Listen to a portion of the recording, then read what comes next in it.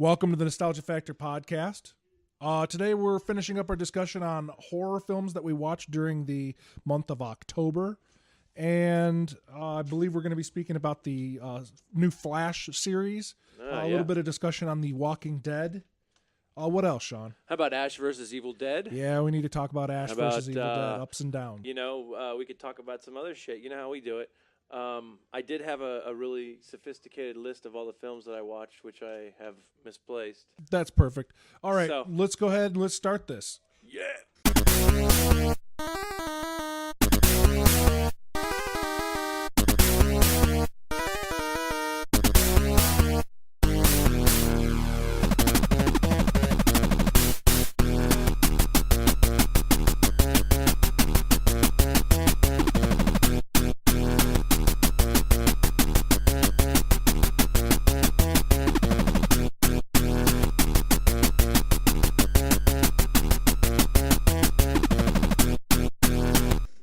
We're back. Okay. So what should we start with? Should we talk about the horror films first and get them done because we're so late in talking about them? Or should we talk about one of these shows that's so intriguing? At this point, it's just 6 of these and a half a dozen of the other, as they say. Let's get right into some horror movies. What films did you watch? Where did we end up? Let me take a peek. I feel like we covered Cooties and You're Next.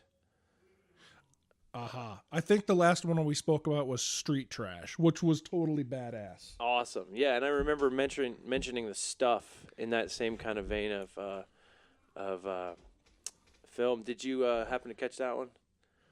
No, I still haven't seen The Stuff. Okay. Well, it's okay. It's not as great as Street Trash, but it is definitely one of those entertaining types where you don't know exactly what you're getting until you start watching it, and then the acting pretty much paints the picture for you almost immediately. Right. So, Deathgasm. Deathgasm. I want to talk about Deathgasm. You haven't seen it yet, but I just gave you a copy of it. I can't wait to watch it. I watched the trailer for it, immediately got excited. I assume that we'll be going back to speak about Deathgasm once you've seen it. But Deathgasm is a New Zealand film, a new horror film. Basically, a black metal high school band gets some verses, some song verses, and they use them to bring about the end of the world by accident. Dumb fucks. It's pretty great. Gotta love a movie that has black metal as a theme. Absolutely, or the word "gasm" in the name after death. Yeah. That's the name of their band. Duane said, "Have you checked out Deathgasm?" And I was like, "No. Why haven't I done that?" Checked out a trailer, rocked my brain, got real stoked on it. Can't wait to see it. What's that? This is my trusty list of films that I've watched. There's your list.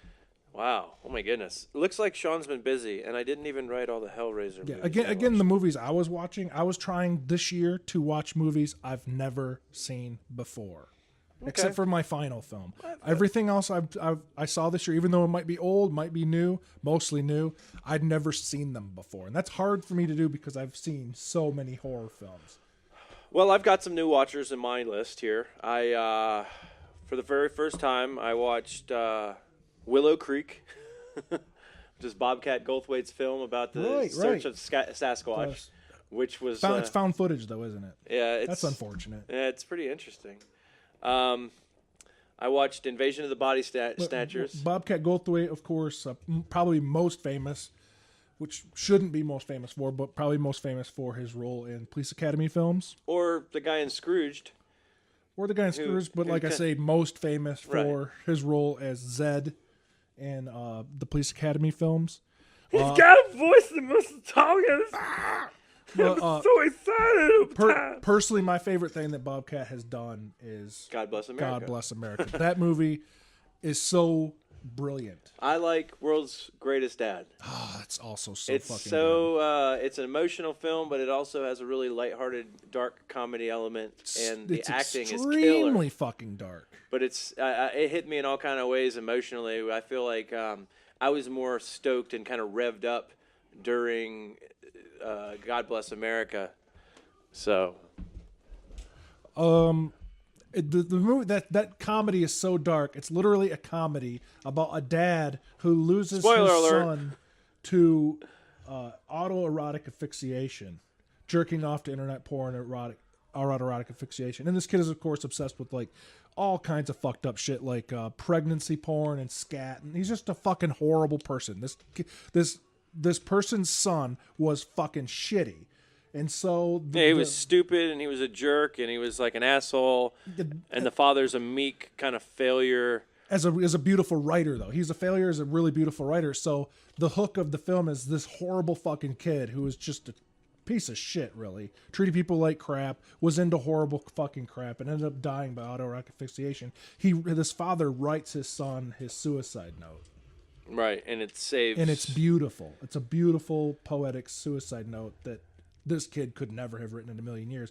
But when this kid's high school gets wind of this, it's just that the whole school falls in love with him posthumously.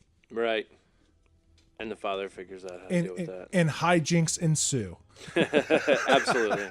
Fucking awesome. Thanks, Bobcat. You fucking rock. But of course, like I said, my favorite, God Bless America. So I got to watch Cooties. Cooties. I watched. Did we talk about Cooties last time? I don't think we did. We covered Cooties. Did we? I believe we talked about it a second. Briefly. Look, I give you kids an F for fuck off. So I watched John Carpenter's Body Bags. It's kind of like a little anthology. You're right, anthology. Where it's maybe like 3-4 parters. You've got.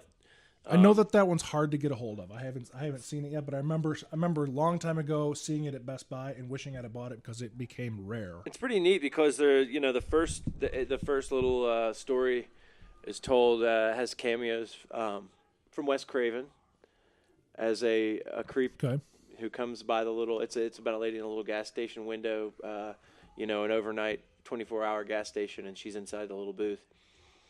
And I think it's like her first night of work. Wes Craven comes by, and he's kind of creepy. And later on, she finds a body of the guy that she thought was her coworker. The guy who she thought was her coworker, who was telling her what to do, actually was a bad guy. And the body that she found of her actual coworker was Sam Raimi.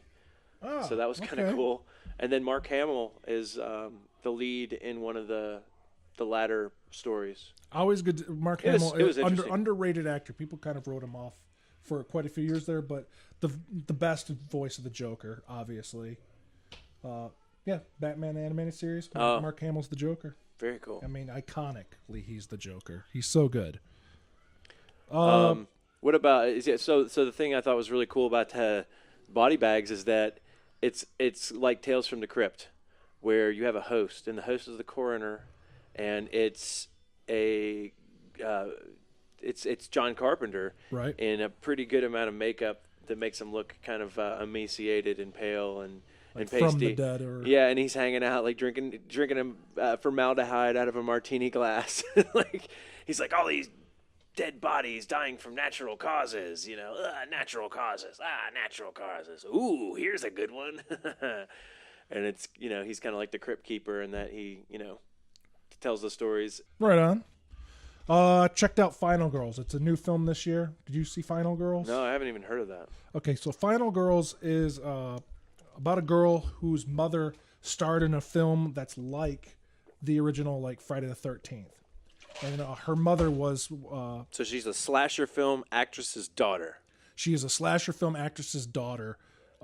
Many years past the point where her mother was in this film. Her mother was subsequently killed in a car wreck in real life. During an anniversary of this film, she's invited as a guest of honor to see the film again. And due to the magic of filmmaking, her and her friends are sucked into the horror film. And basically, it's like kind of just a take on what would you do if you found yourself in Friday the 13th and knew you were in Friday the 13th, the movie. That's kind of interesting. Kind of a little bit interesting, and it's very comical. Adam Devine from Workaholics Motherfucker is hilarious in the fucking movie. The muscle, the mamp. You also have a character who's with them who is basically an expert of the films. It's like, don't run. We haven't had sex. We haven't done any drugs or anything. He won't kill us type of guy. Who's, Right. of course, immediately killed. Of course. Fuck that guy. He don't know shit. That sounds good. Another one I just watched is Knock Knock. I also watched Knock Knock. Which I would say is more of a suspense film than a horror film. But in some regards, it's probably the scariest movie you've seen in a long fucking time. I thought it was one of the more fun movies I'd seen. It made me feel really uncomfortable for a lot of weird. There's a lot of scenes in it that are uncomfortable. Yeah, very uncomfortable, and that's definitely. But you Eli, might say that's one of the how this character ends up meeting his demise. If he met his demise, is if you got to die, that's maybe the way to go. I think that, but it's an Eli Roth film. Yeah. Eli Roth is who I would call someone I trust when it comes to film. He's got a great sense of comedy. He's watched his movies. He's studied his film. He knows timing. He's got an incredible sense of timing. Like it's almost like a really nice, well thought out, well constructed joke, and then the punchline hits. And there usually is a punchline in his films where it's kind of like peekaboo, motherfucker. And so we really appreciate this one. What else? What do you got? What do you got on hold here? on. Well, Knock Knock is, of course, we haven't said so. It's a film about a married man who's home alone doing his work. He gets a knock on the door by a couple of very, very young, very attractive girls who are in need of a place to stay while they wait for like their Uber driver. And of course, these girls seduce him simultaneously and take him to places. They're there in the morning, and then they won't fucking go, and they're just bad news. Like basically, the story he changes. is a game to them, and they're there to ruin his life. He is their prey. And it's actually really interesting unfolding. There's a lot of funny. There's one of my favorite lines in the movie, and this isn't like a spoiler or anything, but there is a Keanu Reeves' character's wife is a artist, and she has a collector or a curator, someone that's coming to pick up her art. Right. And her art has been defiled by these two girls, and he kind of like notices the art as something's fucked up, and they start giving him this twisted story, and the next thing you know, they're using their sexiness to try to like get to him, and he's like, "Bitch," and he's a proper black gentleman, he's got his tie and he's got his diction, he's very proper seeming, and then all of a sudden his diction and tone changes, and he's like, "Bitch, y'all are barking up the wrong tree. I'm from Oakland. I know a bunch of ghetto ass hoes when I see them."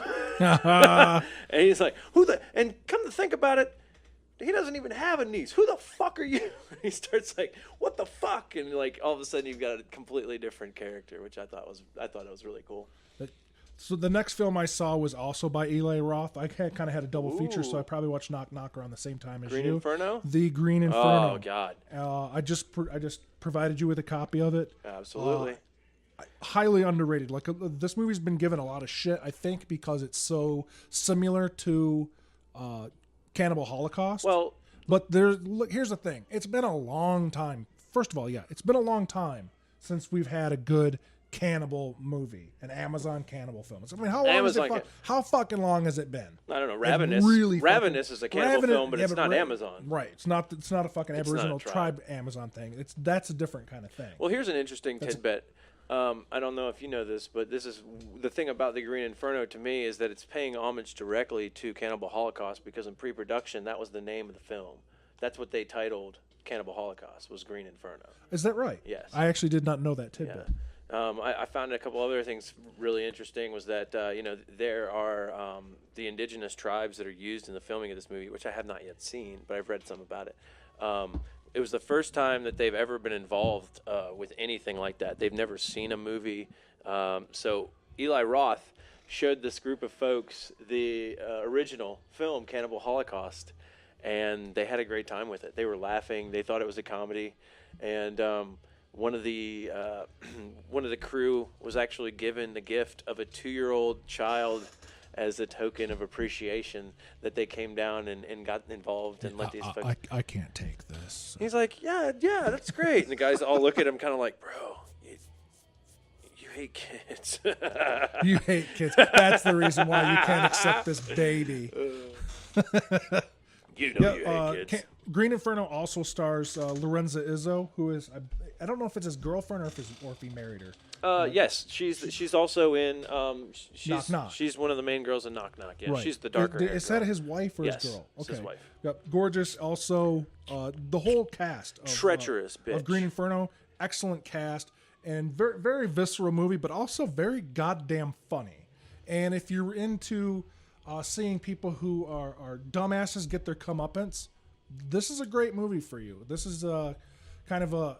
I'm pretty much a liberal myself, but these people are like the college types who don't know what the fuck they're talking about, who are going to go into someone else's fucking culture and tell them how to fucking be and like save shit that they don't even know what the fuck they're talking about. And they're there to save the rainforest. Well, the rainforest ends up eating them. So that's how that fucking works out for them. Well, that's fair. And it's pretty goddamn satisfying fucking movie. All right, what else do we got here? Oh, here's one that was great. I don't know if you've seen this, but this is I would recommend this film because it's psychedelic as shit.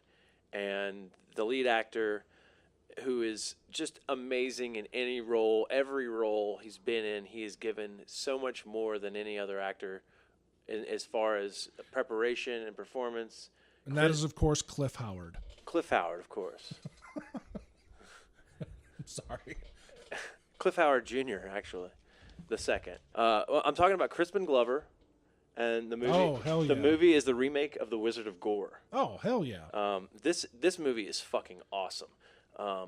Herschel P. Gordon, right? It's for the original. It's psychedelic as shit. We've got Jeffrey Combs is one of the guys in it. Brad Dourif. I guess so. Is that the lead guy? He's like the guy who tells him about the military. It's been a long time since I've seen Wizard of Gore. He tells him about the military chemical experiments. Application. Like yeah, Brad Dourif. Okay, so he's from like Alien Resurrection, and he plays. I know him best. He plays Dune and he Blue Velvet, and he's in Lord of the Rings. He plays Grima Wormtongue. Yes, he is in Lord of the Rings. Okay, another character that's in that is I can't remember the actor. If I had my assistant here to pass me my fucking papers, God damn it, where the fuck are you? Come back. Hey, thank you. Yeah, it's ironically enough, Crispin Glover and this actor were together in 1986, River's Edge. River's Edge. Was that it? But the youngest kid, Keanu Reeves' younger brother, is an adult in here. He's the guy who's the forensic scientist of the writer. Oh, okay. So I thought that was interesting. But anyhow, Wizard of Gore, really fucking awesome. Suicide Girls getting hacked up. Crispin Glover just at his fucking best, flamboyant and just magnificent. But not in the movie long enough. Another tidbit about this Wizard of Gore bit that I thought was interesting. Crispin Glover wanted the film's original ending intact in order for him to be cast. He goes, if you want me in this film, I don't like what you guys did with the story. So what they did was they filmed the ending that Crispin Glover wanted, and then in post-production, they made the movie the way they wanted. And does the DVD reflect both endings? I don't know. I don't think so. I think that I think it might have been a special feature. So Crispin Glover didn't get his way, even though that was his... I think so. That's bullshit. I think that's fucking bullshit. Also, Blood-Sucking Bastards. Did you get a chance to see Blood-Sucking Bastards? No, I haven't heard of that one either. Oh, dude. This is another... It's like Office Space with vampires. Nice. If you will. And what are you looking for there? I'm totally just full of shit, so nothing. Okay. Blood-Sucking Bastards set in an office. Middle management has been taken over by the undead vampires, and it takes these really stupid bastards a long fucking time to figure that out. Anyway, Blood-Sucking Bastards, very irreverent comedy. Really stupid fucking coworkers, really stupid fucking management, and the fact that they work in a fucking loveless office is a perfect place for vampires to breed. Nice. Okay, so I got a little bit. I went on a frenzy at some point. I've watched 30 plus movies this month. I started watching Halloween, but at number 4. All right. And Jesus Christ, Halloween 4 is awesome. The Return of Michael Myers, super fucking awesome. Number 5, Revenge of Michael Myers. Isn't 5 basically the same thing as 4? Kind of. It's a little bit less effective, I think. Obviously, 6 was interesting. Paul Rudd's debut. Donald Pleasant's last film. I like the idea behind 4. It was like the Halloween series, and 3 decided, let's be an anthology. We're not exactly where we tell a bunch of stories at once, but let's have a Halloween film every season or so, and it be about something completely different, and it's just our Halloween films. And because Halloween 3 didn't work with the general public, which actually I think Halloween 3 is one of the best ones of the Halloween series. Tom Atkins, baby. Yeah, I love Season of the Witch. But it's like that didn't commercially work, so we're like, fuck it, let's just go back to our fucking bring the guy back. Our slow walking serial murderer. Yeah. Well, what was interesting about 6 is that when I was young, it came out, I saw it, and I was like, wow, this is a really good Michael Myers, like I thought it was really cool. He was relentless. He's Jason Voorhees.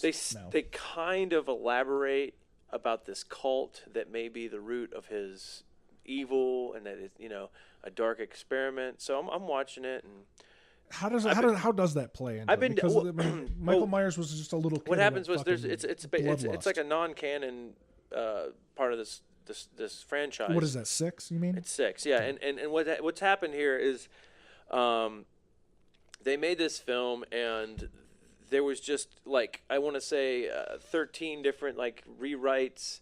The director had the first unit go home and had the second unit filming and shit behind the backs, chopping, post-production editing. So what you had was a movie that was about 2 hours that got chopped to, like, an hour and 30 minutes. And it just... people involved with it are embarrassed. People involved with it are pissed off. Yep. Donald Pleasance died. He kind of cut out a lot of Donald Pleasance in that and created this whole alternative, which created a really large amount of plot holes. Now, I've never seen any of the other cuts, but the theatrical cut basically is like a movie that was created in post. Right. It's created in the editing. It's a good movie for what it is. But as I went back and I looked at it, I was able to see, okay, this movie is missing something, right? There's something about this thing. So I went online. I started looking at IMDb, Wikipedia, just while I'm watching the film, and I found out all these things. One of the things was there is a producer's cut, right? Which is... I've not seen it. Well, how I read it was that the theatrical cut that we all know is very gory and straight ahead. There's things that happen in it, and that's our movie, okay? That's what we all know. The producer's cut has completely there's like discontinuity with it. Like, for instance, Jamie Lynn at the beginning of the film is escaping from the cult with her newborn baby. The cult of the Thorn. Okay, now at some point we know that she's thrown onto some kind of a farming apparatus, a baler of some sort, and he turns it on and it just rips her chest open. That's bad. What happens in the producer's cut is she just gets injured. She gets stabbed and she survives. And then later, she gets her brains blown out somehow. But anyhow, they elaborate more on this cult. And basically the cult was trying to engineer pure evil in a DNA kind of a way. And they did it with Michael at a young age, and it all kind of turns into, hey, let's go back and tie in Dr. Wynn from the sanatorium where Mike Myers went, and he's in the first movie. We'll get that same actor back and that same character and be like, oh, obviously it was him this whole time manipulating every action that he did to kill his family and all those things. It was because he was possessed by this cult that was in control of him. And they were trying to harness this power of evil so they could actually create a chemical compound for evil. Yeah, here's the thing. People out there who've been given the reins and are about to make your movie. You are not allowed in version 6 to rewrite the mythology of the entire series. That's correct. You are not allowed to do that. And when you do think you're allowed to do that, your movie will be an embarrassment. So just think about that ahead of time and don't fucking do it. Correct. Or you could do so much more than that. follow the examples of modern day film and just find something that's already been made and then make it way bigger, way more expensive, and not as good. And it'll be awesome. There you go, like Hatchet. Yeah. Well, no, motherfucker. Hatchet's awesome. I actually watched Hatchet 2 and 3. Let's talk about Hatchet. Hatchet's awesome. Hatchet is a... I've never seen 2 or 3, so I'll get that out of the way. The Maybe idea, next Halloween. The idea of Hatchet is at some point in time there was a man who, and I think they elaborate on this later in the films. I guess the first film, they're in a swamp and there's a bad guy who fucks everybody up. He's kind of like one of those super mongoloids with overalls, and he's just real angry about something and fuck you. Yeah, and he does in fact. He has a hatchet. Got one of them. If you wouldn't, yeah. He's also got any kind of other implement he can. He doesn't even need hatchets. At one point, it gets so awesome that there's also boobs in this movie. Second in the third films, Victor Crowley is this character's name. He's relentless. He's cursed. His mother is very, very ill, and his father is having an affair with the lady who takes care of his wife, and they have a baby. His wife dies, and then they start holding hands and kissing, and the wife pops up, and she's not dead, and she puts a curse on him. Essentially, the bastard child of this woman's born with all these deformities, and when she sees him, she dies. And so the father raises the son in isolation, and he starts to love him and cares for him and everything, and they have a father-son relationship. Well, these young kids, 12, 13 years old, they throw a fucking firebomb in this house and set it on fire, and the kid's inside, and the dad comes to save the kid. Well, what happens? The kid's trying to get out, and the dad's trying to get in, and the dad throws the hatchet through the door into the kid's skull. Ooh. And kills him. I had forgotten all this stuff, by the way. Well, they don't elaborate on it. I remember the blonde chick with the big giant boobs. I remember the guy from Avatar. I remember the mongoloid in the swamp with the hatchet. And it's the kills are incredibly awesome. Like they really just they do some unique shit that they keep showing you things they'll show you a face getting completely fucked over, and then after you count to 16, 17, they'll do it 10 more times.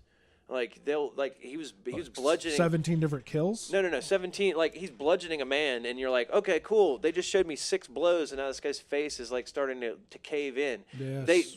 They by the time you count to 17, he's still going at it. How does this look? Does it look real? Amazing. It looks amazing. It's great. Yeah, Hatchet. Got to revisit this series. They are doing it I thought was really interesting. At the end of I think the Hatchet 2, it says Hatchet Army with 2 hatchets, and it's saving horror one movie at a time or something like that as a tagline. And I would agree, because a lot of this stuff is no bullshit. Tony Todd is Dr. Zombie. Tony Todd is the guy from Candyman. Correct. And he's also the voice of a character on a show that we're going to be talking about a little later. Nice. Zoom, of course, from The Flash, is Tony Todd's voice. I did not know You may that. know him from Candyman, or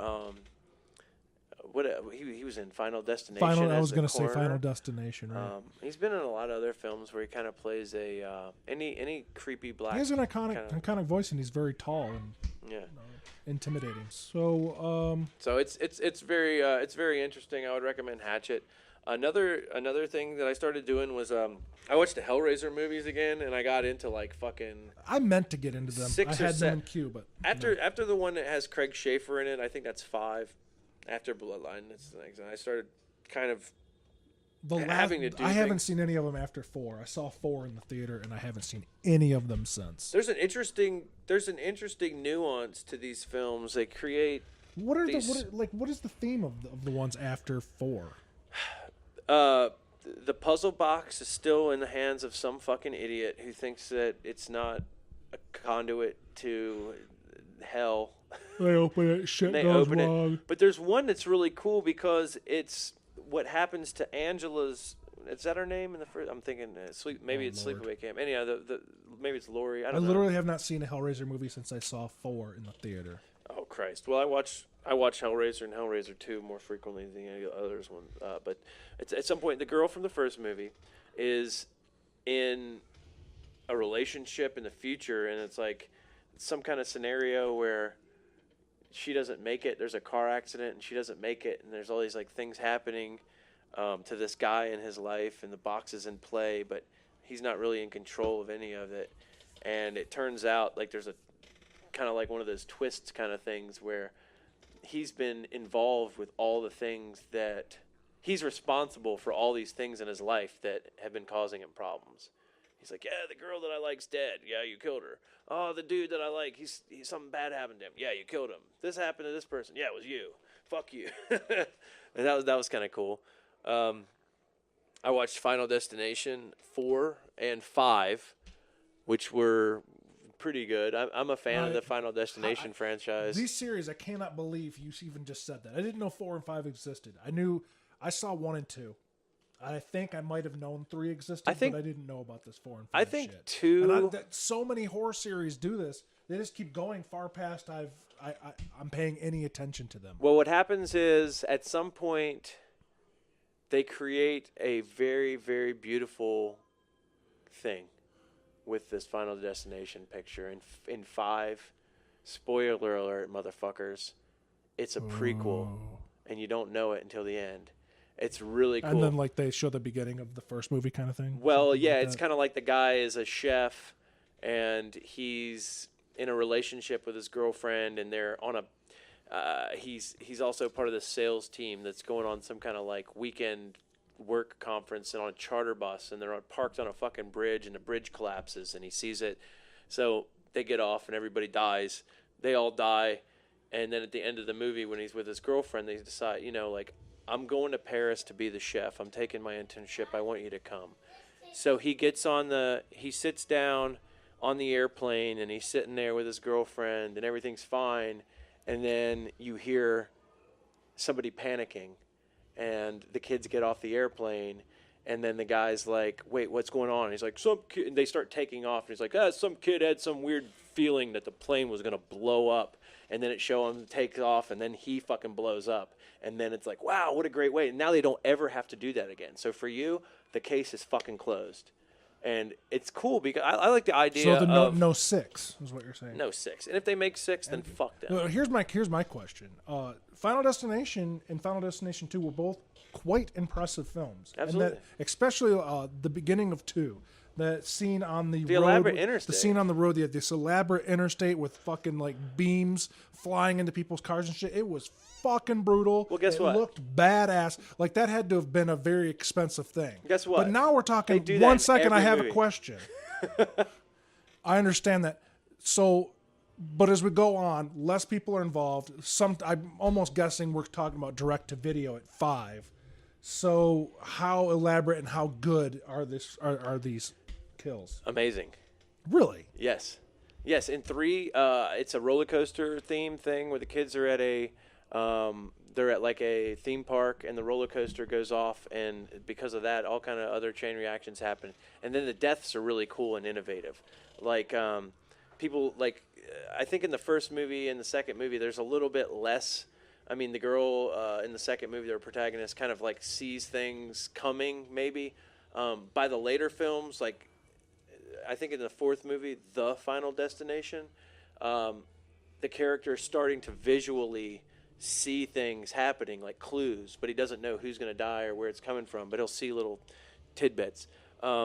It's actually really cool because the 3rd one's a roller coaster. The 4th one is they're at a speedway, and it's like a fucking pile up, and then like the tires go in, blow up people, then the fucking like the bleachers start like impaling people, and then there's like the old shitty concrete pillars start cracking and people start falling down, and the deaths are innovative. One of the deaths that sticks out to me is there's a guy in a pool, and the bottom of the pool starts becoming a vacuum, and he gets sucked down, and his asshole gets pressed on the floor, and gross. All of his guts get sucked out through, like you can see him trying to get up, and like his stomach and everything sucks in, and then all of his guts get pulled out through the tube and then out the top of the filter and go flying up in the air. Yay. And I think they made it in 3D, so you see like some of his ladder parts like up in the top coming down. It's like really cool. And then like obviously with CG innovations, you're able to create even further along. So just consider the fact that in 2001 or 2002, when they made You're Final impressed, Destination but you're 2. you're telling me you're impressed with the CG. Well, what I'm saying is they were able to utilize it in a I way mean, that obviously was these able kills to they're create. too fucking crazy to be Right. practical. There's some But interesting. you're impressed with how it looks. I'm impressed with how it looks, and I'm also impressed that sometimes they'll do things. Specifically in number 5, there's somebody that's like falling off a bridge, and they've been impaled with rebar and like cut, and they're already pretty much dead, and on their way down, like right before they hit the water, they accidentally, not accidentally, but their body hits the bottom of the giant concrete slab near the water, and its head only hits it and makes a huge giant like fleck of red across all the thing, and then the body like kind of tumbles in the air again and then into the water. Or you follow someone straight down into their demise, and it's like they've been doing these 3D things where I don't know if the films are like shot in 3D or released in 3D, so they'll do these kind of things. The movies I'm watching are not in 3D. Yeah, wasn't I'm not 100% paying attention here, but was not one of those movies some sort of like a DVD of it, a Choose Your Own Adventure or something? Am I misremembering that?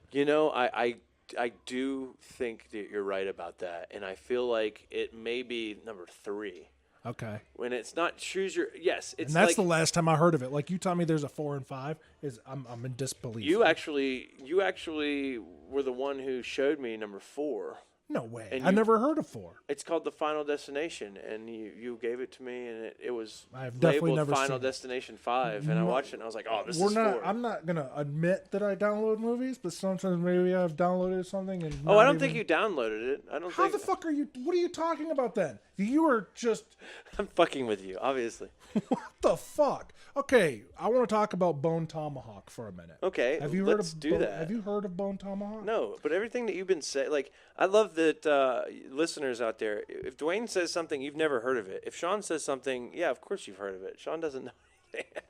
It's not necessarily true that you haven't heard of Bone Tomahawk. You should have. Bone Tomahawk is new, though, so don't feel bad if you haven't. It's the new Kurt Russell Western horror film, and it's fucking awesome. It's another one of these movies, and some of the best movies do this. It's dual genre. And so it's not Western horror. It's a Western, and then it's a fucking horror movie. So think, not exactly as far as like... So it goes from Tombstone. it goes from... Give me a second here. It goes from like... that doesn't go like this. Like a movie like From Dusk Till Dawn. Half of this movie is a gangster movie. It's a getaway movie. And then you get about halfway into this movie, and oh shit, this is a fucking vampire movie. And amazing. It's kind of like that, except Bone Tomahawk is a very serious film. It's a Western that's about someone who's been kidnapped by troglodytes. Troglodytes, in this case, being cave dwellers that are like a lost tribe of Native Americans who've like never socialized with other Native Americans, and they're cannibals. But these people were kidnapped by them. This man insists he goes after his wife. The sheriff's deputy, and another man who feels responsible goes after him. And so your cast is Richard Jennings, who's fucking awesome, Matthew Fox, who's fucking awesome, and they're led by Kurt fucking Russell, who's the man. I love Kurt Russell, and I have to thank John Carpenter. Not only is it Kurt Russell, it's Kurt Russell with the fucking handlebar mustache and a fucking Western. Yeah, fucking Tombstone. Nice. Fucking awesome. So they go after these guys, but your whole first more than half of the movie is basically a comedy of errors where the husband of this guy, of this woman who was taken, has a broken leg. And it's Western times, and he's carrying fucking drugs to help him out, but he's fucking dead weight to going on this journey to find these cave dwellers. And they get fucking robbed by fucking Mexicans of their horses and shit, so they got to go on fucking foot. And they end up finding this fucking tribe, and holy fucking shit, does this movie take a goddamn turn. Suddenly, we're dealing with legit fucking cannibals who will rip your body in fucking half. Awesome. Yeah, and I gotta give props to Matthew Fox in this fucking movie for being... Matthew Fox is basically the one of the group who is the most proficient, the man who can handle his gun, the man who is well versed in the art of killing other people and hunting other people. So but he is, Fox, of course, the first to fucking die. Is Matthew Fox from Party of Five and Lost? Probably, yeah. But like, he's that. But he's so fucking good in this movie. Got dark hair. Yeah, he's really fucking good in this movie. His scene to go is fucking excellent. And like I say, Kurt Russell, so fucking good. Check out Bone Tomahawk. Do it. I'm doing it right now. All right. I want to ask you a question because I feel like we've been talking about things that we don't know about, or I'm learning about. So I want to ask you a question about something. How we know Phantasm, Don Coscarelli. Right? Don Coscarelli, right? And there's a new Phantasm coming. Well, that's what I'm talking about. It's called Phantasm 5 Ravager. Yep. I read about this film. It said it is to be. It says it's been released, according to the internet. But it's also. I don't think so. Well, maybe it's been in a theater, or it's been in like festivals or something. Its release date, blah blah blah. It might have been. It might have been in like Toronto Film Festival. Or something. I haven't even found that yet. What I can make of it is that they decided at some point in mid 2000s, like 2008 maybe or something like that, that they were going to create a series that follows Reggie. A television series? The Ice Cream Man. Reggie's back. I know that much. Well, they're going to follow Reggie. And what happened was nothing really came about it until like 2012. They started doing stuff for it. I think in 2014, they made an announcement. Hey, guys, we made Phantasm 5. And we're going to release the trailer at this film festival. Yeah. So there's a trailer up on IMDb. You see there's a spot for it. You got Angus Scrimm's back. You've got Michael Baldwin who's back as Mike. You've got Bill Thornberry who's back as Jody. You've got the entire original crew. Yeah, okay. You've got the girl who plays the lady in Lavender in the original film. She's supposed to be back in this film. Huh. I believe, in fact... I wonder if this is almost like a remake. I own all 4 Phantasm movies, and I watch them way out of season. I'll watch them throughout the year multiple times. I watched all 4 of them last year. And they're great films.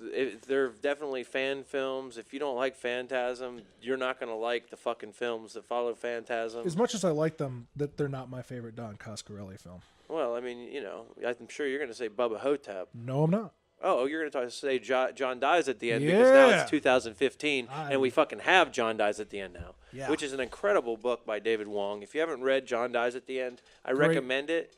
If you're boring, that's one of the most fun books you'll ever read. You will turn pages so fast. Well, I was going to say, like for me, I'm attention deficit disorder, which I feel like is actually having too much attention. That I focus it on places that people don't like, and I can multitask in that. For my multitasking mind, I prefer being able to do things with my hands and continue about my day without having to stop and pick up something and hold it and use my shitty eyes through my big dumb glasses. So I got the books on tape, and it was, I want to say, 15 hours. Wow. And it was amazing. It might take me that long to read it.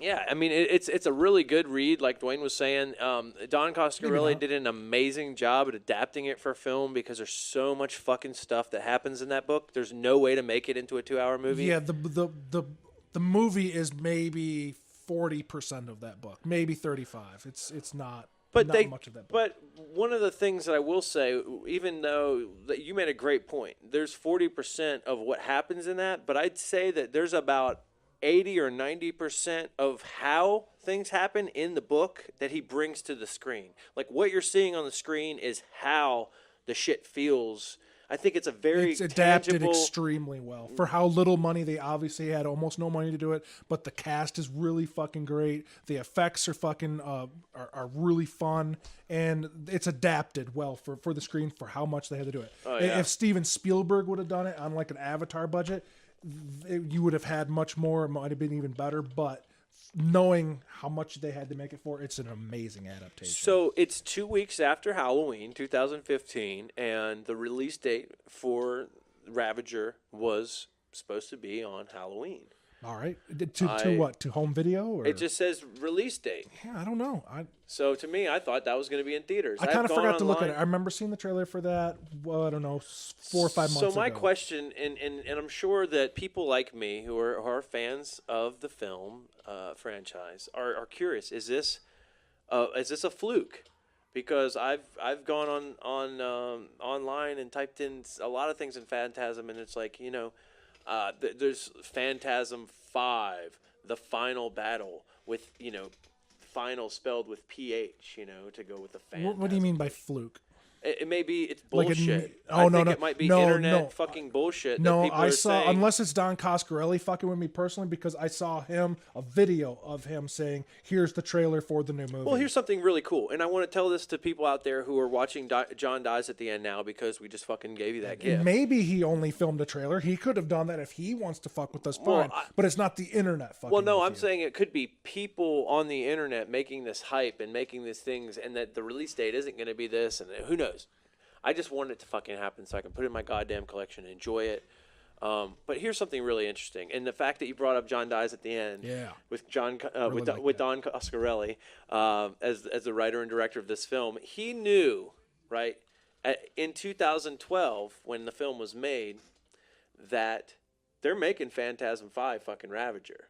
Okay. So when you go back and you watch your copy of John Dies at the End tonight, when it's toward the beginning, there is a television in John's apartment that has Marconi. Right when it says Marconi on the screen, pause it. Refer to the left of the screen. You're going to notice a stack of DVDs, and goddamn, if they don't have some really interesting, they got a copy of Phantasm 5. They got a copy of Phantasm 5 Ravager. Not only that, they have a. How about that? They have a pile of movies from a dimension that don't exist. I actually have a photograph of this I'm going to share with Duane just so we can see it. I'll put it up on the web. So we've got Phantasm Ravager right there. And then we've got some films that Weekend at Madoff's. Madoff's, yeah. So instead of Bernie. Right? Weekend at Bernie's. Okay, so then you've got one instead of Cobra. It's a red case with yellow letters, Viper. Who's eating Gilbert Grape? But it doesn't say Gilbert. It says Gahoods. I can't read that. But anyhow, so you got Phantasm Ravager right there. Instead of There Will Be Blood with the same thing, it says. What does that say? Oh, fuck. What does it say? It's really hard because this is a still from a film, and I'm trying to zoom in. But anyhow, look, Dawn of the Dead, and there's a picture of Don Coscarelli right there. So, anyhow, Phantasm Ravager is what I'm looking at to be right now an internet enigma, and I just can't wait for it. I'll research this and get back to you. So anyway, we'll post that Easter egg from John Dies at the End on the post for this podcast at nostalgiafactor.com. Thanks, Duane. That's really cool. Another one that I watched that was really fun. It actually led to my girlfriend being inspired to do this for Halloween, which I thought she did well. Oh boy, was Frankenhooker. Very good color on the wig, by the way. Yeah, she had a very more. She had like a leather jacket and like stonewashed jeans and boots rather than like a mini skirt and stuff. But she had a beautiful a check of approval on her buttocks, which was one of the best parts of her costume. There's a scene where our protagonist is procuring parts. And as he's going through, he's like putting a check mark with a Sharpie on all these parts, like approved. So he's got all these ass cheeks just in a line. He's like, check, yep. So I was like, wow, you really paid attention because, Abigail is not into horror movies like I am. I'm going to watch them whether anyone's, I'm a fucking horror movie guy. I'm going to watch my fucking movies. Yeah. She is not. She doesn't dislike horror movies. She loves American Horror Stories. She watches her own stuff on her own accord. But she's not going to sit down and fucking peruse my horror section and find these nuggets. I'm somewhere in between. I'll watch all the major horror films, especially the series that I love. But when it comes to the deep cuts, they usually wait till about October, where I really bite deep into the horror genre, and I kind of save them. So for October, just to be really quick, I do want to just throw these on out there. All right. So I'm going to start right here, just at the top of my list. This was my horror movie October, and there may be some missing little things, but my list says Halloween 4, 5, and 6, Texas Chainsaw, Bad Milo, The Pit and the Pendulum. I need to see Bad Milo. Phantasm. Really, wait, who stars in Bad Milo? Is it Ken Marino? It's Ken Marino, yes. Yeah, from The State and Wet Hot Summer.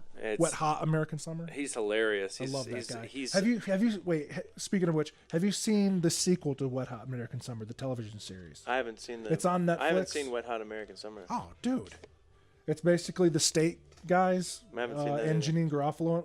What the fuck? Okay. Yeah, you got to understand. I got to do some work. Do you know what The State is?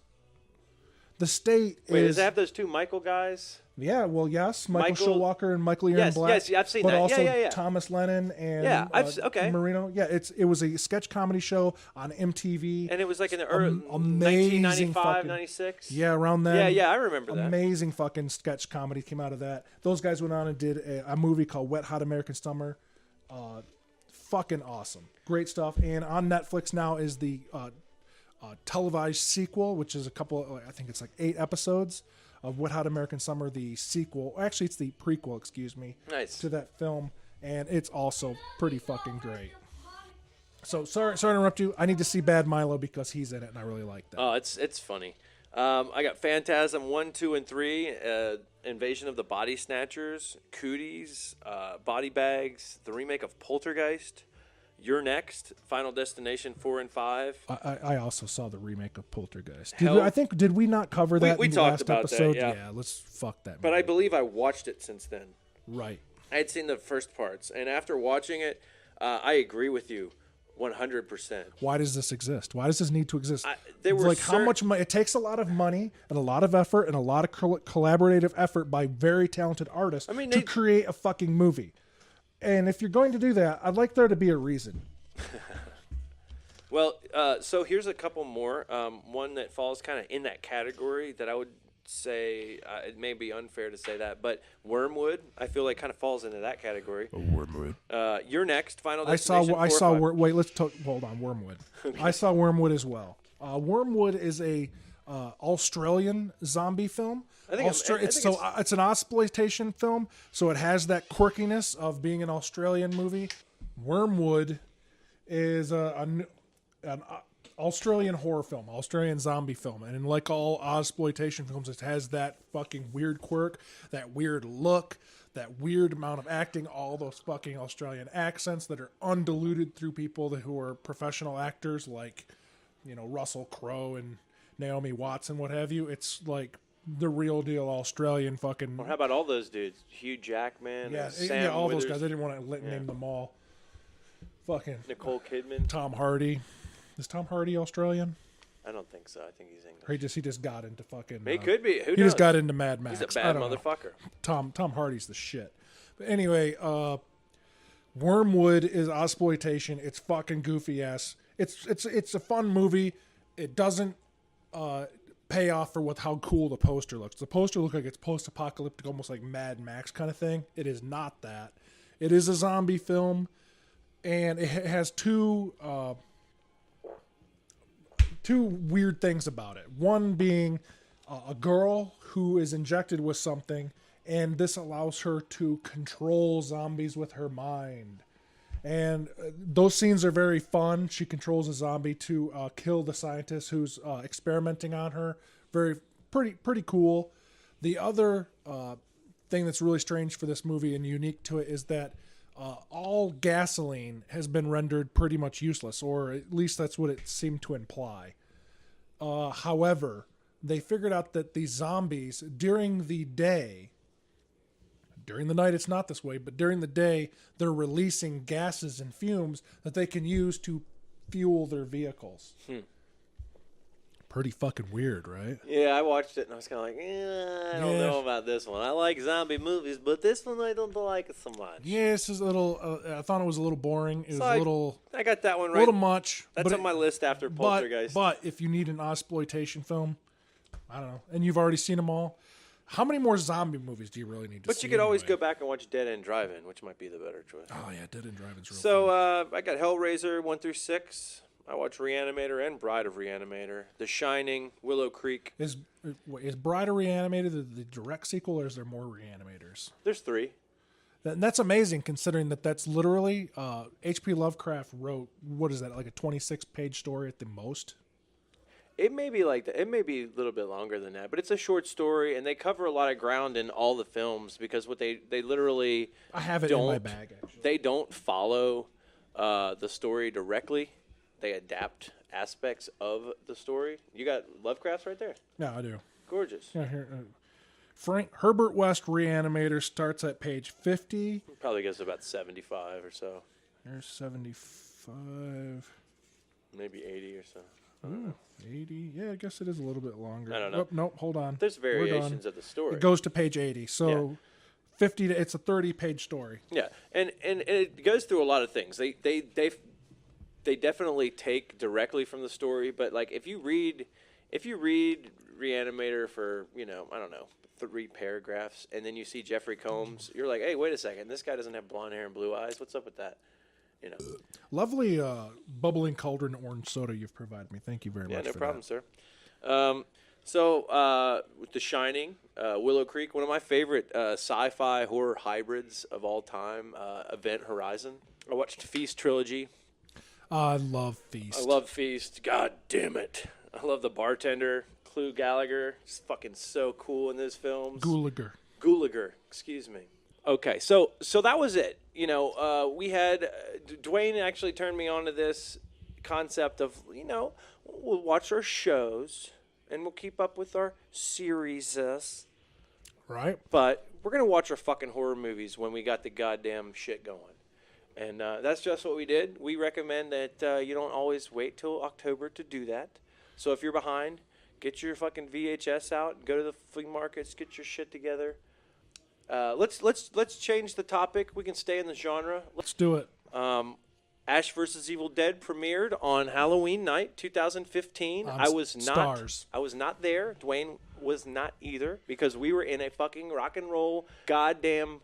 What were we doing? Well, Sean was rocking out. I was observing. Well, I was going to say we were in a rock and I was roll wearing haze. I was wearing a nice suit with a pink mask that covered my face, with a bunny mask over top of that, like a masquerade mask. I was trying to be like a character in The Shining, watching Sean rip and tear playing the metal for his new group, Fat Jagger.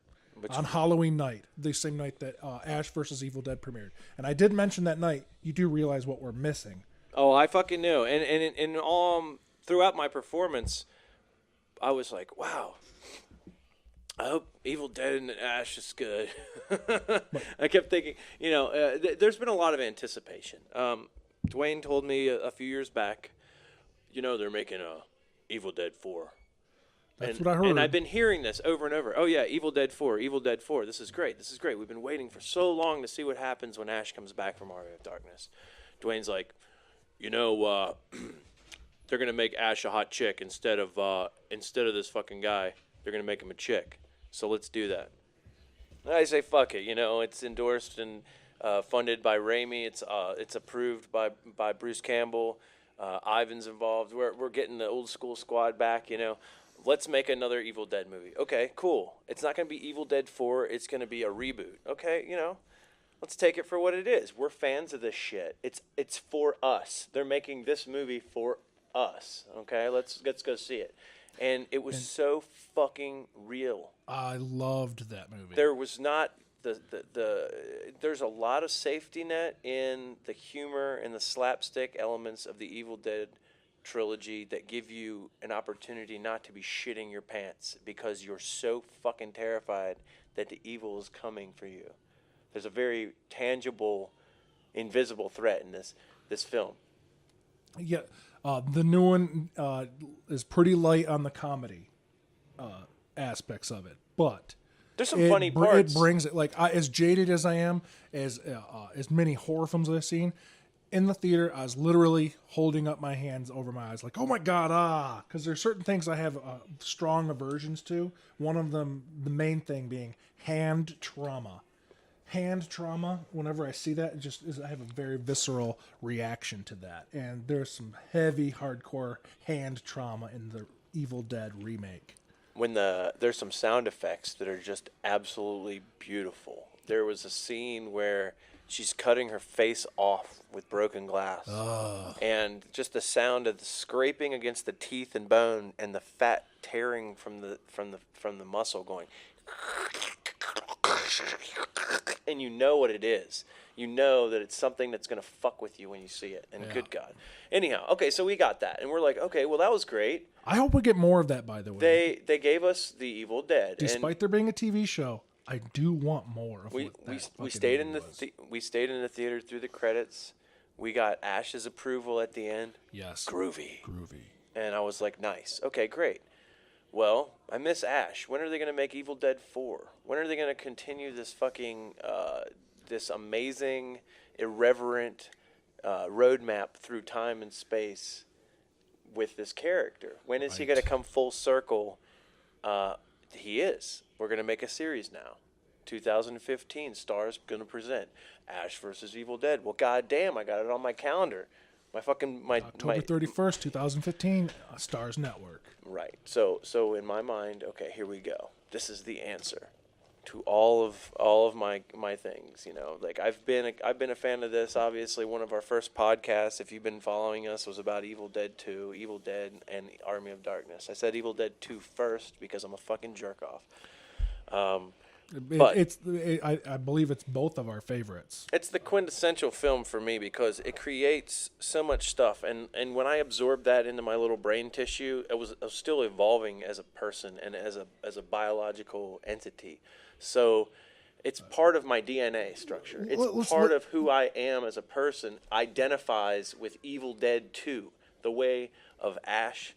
The sense of entitlement and ego and the charisma and the fucking, it's almost as if Ash isn't geared up to be the hero. And that's what makes him so great. Is that he's definitely not geared up to be. He's totally out of his fucking element. But as soon as he owns it, he's got more than any hero has ever had. Because it's like a switch. It just turns and boom. As soon as he says groovy... Man. He just went from having... Yeah, he's like totally out of his element to ready to take care of fucking business. Absolutely. And so here we are. As stupidly as possible. Ash versus Evil Dead. That's where we're at. Before we do that, though, let's talk about what the other ones are. Like in their place, as far as my opinion is, the first one, the very first Evil Dead thing, is the most innovative. It was the one where they cut their teeth there. They made a name for themselves with that movie. Even the Coen brothers were fucking editing that movie. That's where they cut them teeth as filmmakers. The second one is the best one because it puts all the pieces together of the comedy, and it's visceral, it's simplistic in its terms, and it sets the guide for how comedy horror should be. It's the best comedy horror film in my opinion. Well, in what it is. The Cabin in the Woods theme, what it is. It's fucking awesome. The third one is the best for the one-liners. The fucking best one-liners come out of that fucking movie. And there's a lot more. There's a lot more of the animation stuff in the third one. There's a lot more kind of like I really like the old school kind of like stop animation models type of thing. Yeah, where there's Harryhausen kind of stuff going on, just Jason the Argonauts type stuff going on. Clash of the Titans, exactly. The remake, or even like old like RoboCop. Even we can go back to fucking like RoboCop movies when it shows like the fucking the bad things. They're all like Ed 209. They're amazing. So stop motion animation. The remake, in my opinion, is the best for being the scariest. It tells the story in the way. My opinion. I think the remake is the actual scariest. I understand if you think the first one is the most scary. I get that. For me, it's the remake is the scariest of them all. Did you ever get to watch Within the Woods? No, I've never seen it. Okay, we should watch that together, and we should have some comments about that because you said you said okay the Evil Dead is where they cut their teeth. I watched Within the Woods. In the Woods long is a time student ago. as a proof of concept, though, is it not? Well, I think what it is it's about Evil Dead was what 1980, 81? Yeah. Okay, this was like 78 or something. They made like a 25, 30-minute short film. And then they took that and revised it with a little money and made Evil Dead 2. And then they made the Evil Dead 2 after that with more money, and they revised the story again. Obviously, we've already talked about all the things that we like about that. Yeah. But now we have this new thing. Right? With Ash versus Evil Dead, and that creates something that we already have. And it's essentially what I'm getting at here is that when we watch this show, and as people who care about this and people who know about this, we're going to be able to go back and we're going to be able to watch our movies again, and they're going to be new and they're going to be different because now we have a completely new futuristic look into where our character has gone, what's going on now, what the landscape for evil is, how it is continuing, new views into what's possible with the Necronomicon that might not have been explained before. Right. So when we go back and we're able to watch the first film, we might be able to get something new out of it. Because we're going to be looking for that thing that they put into the new thing. Like, I wonder if, let's see how, in my mind, it's like, okay, Duane and I are now, it's our responsibility to write episode 4, which we haven't seen yet. So if we're going to write episode 4, we're going to obviously have to know what's going on in episode 1, 2, and 3 of our new things. And is Ash still stuck in the past, in the present, or is he in the future? And how does it work with the other films, or what can we pull from those movies as thing? You know, because when I was little, I always wanted to know a little bit more about a little bit more. I just wanted to know a little bit more about stuff. Yeah. I wanted to fill in these blanks. So you automatically, get satisfied when they're filling in the blanks. But when they do it and it's not exactly what you're expecting, you don't feel let down. Or they do it in a way that explains that Darth Vader was the way he is because he has all his high midichlorian count. Right. It fucks shit up. Right. It's just like when you say like, oh, now that you know everything and it's in your DNA, what we're going to do is we're going to now tell you that your DNA is different. Or, okay, so anyhow. Let me say something about what you're saying, and this might be the most important thing I say about the new series. It doesn't necessarily have to be continuity. The new television series isn't necessarily have to be the sequel to the movies. It doesn't have to be. No, certainly not. And it seems to be divorcing itself in some ways from those movies. But what I'm saying is if there ever comes to be a fourth movie, and I kind of think that there won't be now, but if there ever does, it doesn't have to follow this fucking television series. Right, but what I would argue that this television series would be able to launch the fourth movie because we have had a remake that was very black and very it did its job. It was a scary fucking movie. This movie is going to be able to reintroduce this movie into the wild. Hypothetical movie. Hypothetical. Well, we're talking about the series. What I'm saying is, when I was a kid, I watched these films, and they were, they mean a lot to me as a person, and just learning and looking at other films and just like really just captivate. They're just captivating. This is going to be able to make an opportunity to reintroduce this story to a new generation of people. It's 30 years later, at least. From that stuff. So you look at it like that. Okay, here's all these kids that maybe their parents are geeks like me, and they know about this shit, and they're whatever. Who gives a shit? The point is, now they can make it for a new audience. They're going to keep remaking Spider-Man every fucking 3 years to tell the same story over and over. There is absolutely There's kids an today audience who are seeing this for the first time and have never seen those. And they're going to go back and they're going to watch them, and it's going to change their fucking life, and they're going to be dying for a new movie. Anything that lets that happen is a good thing. But are they going to be dying for a new movie? That is definitely to be seen. Well, here's what I want to say. We have not seen where the fuck this is going. Let's hope that they're dying to make a movie, and this inspires them. And they go back and they see those movies, and then they say, okay, well, goddamn, if that was 1980, what the fuck was Greg Nicotero and Sam Raimi and Bruce Campbell, what were they watching? Where were they getting their ideas? Then you got these people continuing to dig backwards, keeping the cult classics alive, learning from the classics, and then reintroducing that shit into the wild, like Eli Roth. Well, my question is, are they dying to make a movie? Because my question is, would it not have been easier to make a single movie than an entire television series? It would be, but I think that this is a good strategy if that's the case. Because I don't know. I'm not on that board. So let's get into the fucking film or the series itself. Right. Spoiler alert time. We're dealing with new Ash. We're dealing with Ash 30 years later. Yep. Post, I would guess the second one now. And the way I look at it, yes, it seems that our timeline for both versions of Army of Darkness have been compromised. Yeah. Unless it's the first version, because if I'm not mistaken, he goes back through time to Esmar and Linda's there, and there's a fucking Deadite, and he blasts its head off, and he says, "Hail to the King, baby!" Right? Okay. Just as a caveat here, we're about to harp on continuity a little bit between movies that are different from each other. And fuck us for doing that, but we earn the right to do it. We've seen these movies a fucking shit ton. It's fine. The Evil Dead is irreverent enough to not have to fucking have continuity. Yeah. Just like South Park, Kenny keeps coming back. The fucking Necronomicon is back in Ash's hands. Deal. Well, though I look at it like it's not even a matter of the continuity of the films. It's a matter of the continuity of my mindscape, my available. I have a landing pad, motherfucker. I have a very defined landing pad, and I'm waiting for this fucking plane of my dreams to come true to land and take me to the fucking to the really comfortable fucking airplane. What do you call it? I don't go there ever. Planes. Airport? Airport. Is that what you mean? How far? Hey, man, you ever seen one of them? Yeah, man. I seen it in Home Alone. I seen it in Die Hard 2. Right. Well, damn, man. All right. Well, anyhow, I was waiting for this. I have a very specific runway. I'm looking for this plane to land.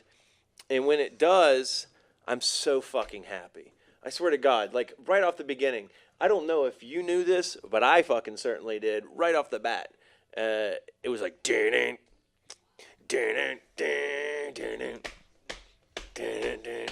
I was like, oh shit, space trucking? Really? We're going there? Deep Purple right off the fucking bat before you see any fucking thing at all? And then the next thing you see is Ash.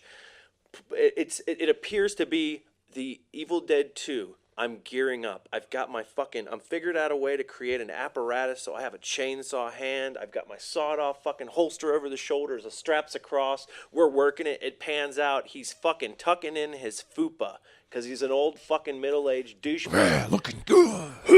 Look at his ass in the mirror. Flex your muscle. Douchebag. And he's fucking partying, dude. Come on. Come on. Yeah, and he's drinking his little juice box. His days of strife is behind him. He's more of living in an Airstream, and it's 1:50 in the a.m. and he's getting spruced up to go to the bar. The point being, Ash is clearly at his best when having to take down the world's biggest shit storm in the world. Left to his own devices, Ash is pretty fucking useless. Right, and there's just some great lines. The first few scenes into the movie for the show, he's at the bar and he sits at the bar and the barkeep's like, we close in 10 minutes. He's like, well aware, buddy.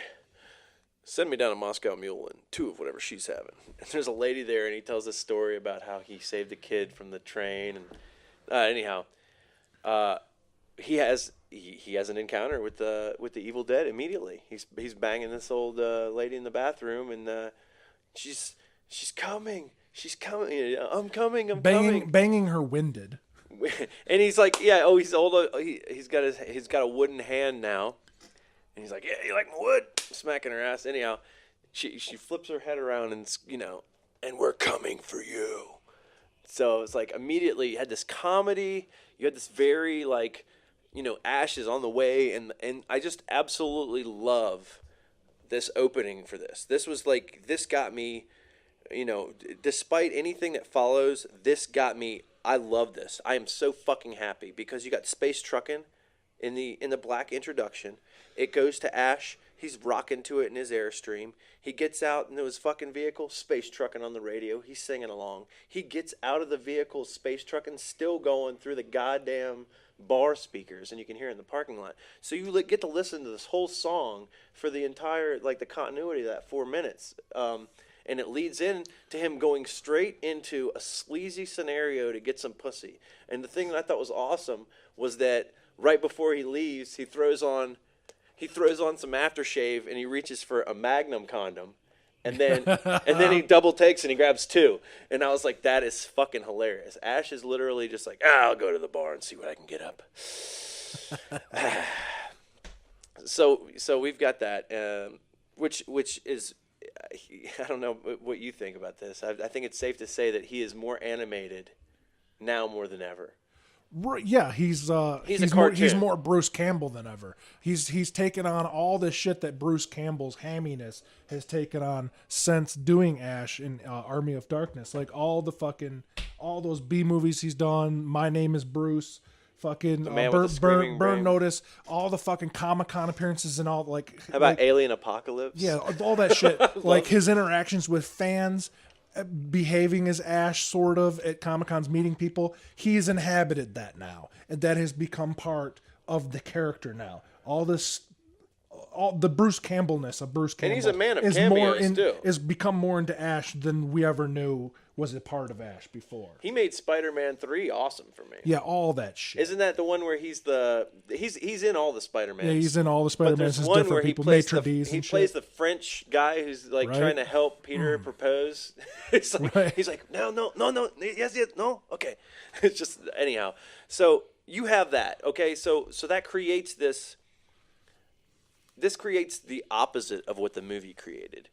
Bruce Campbell is giving you a very comfortable, blankety, fucking comfortable, cozy, come right in, everything's fine kind of a feeling. And it's funny, and it's like a goddamn cartoon. It's not as dark. And the darkness... Oh, no, not dark at all. There's no darkness to it. Well, a bit, but... But what happens is you're introduced to a new character. Right. This police lady. And I feel like she's the polar to Bruce in this, and that there's an anchor in her... the evil to her is tangible. If the television show only followed Ash the way he is right now, the irreverence and comedy would be too fucking much for this. It would be like show. Eastbound and Down. It'd be so I don't know. This show is, as I was saying, what the other ones were to me. This one is already the most ridiculous. Absolutely. By far. It is fucking silly as fuck. That's okay. But it's at the same time, I'm like, my God, they're going to have how many episodes of this shit being this fucking silly? Well, you got to consider when I hear you say silly, I'm not just thinking, oh, it's like ha ha ha. I'm saying, like, when you say silly, I'm like, it's fucking silly. The innovations in makeup art and the innovations in the kill style, gore, the triggers, the props, the layout, the cinematography, they're very, very, very on point with all this shit. Like, when you watch this, they're throwing in a lot of innovative gore scenes. They're using CG. They're using some pretty fucking cool, like, camera swoops and swipes and, flash in, flash out, real Raimi-esque shit. When I say silly, I'm thinking of, if things get hairy, man, use your bottle. He holds up like a broken body. He's like, this is all hey, man, for fucking demons and shit. You had to stab him like 15. Yeah, the line that's perfect. You had to stab him like 15 times in the neck. I was sharpening it for you, kid. It's like, that's so weird. No, but it's perfect for me because the kind of stuff, Duane and I are writers, and we work on all kind of different comedy, and I feel like the more gusto and irreverence there is, the more these characters, you can shake their hand and have a beer with them at the bar. I feel like a lot of times we watch film and we care about the protagonist, but we can't really identify with them, and we really don't give a shit about them. They don't seem like, we're like, oh, that's a good guy. He's a family. Who gives a shit? I don't want to have a beer with this guy. I don't want to talk to him.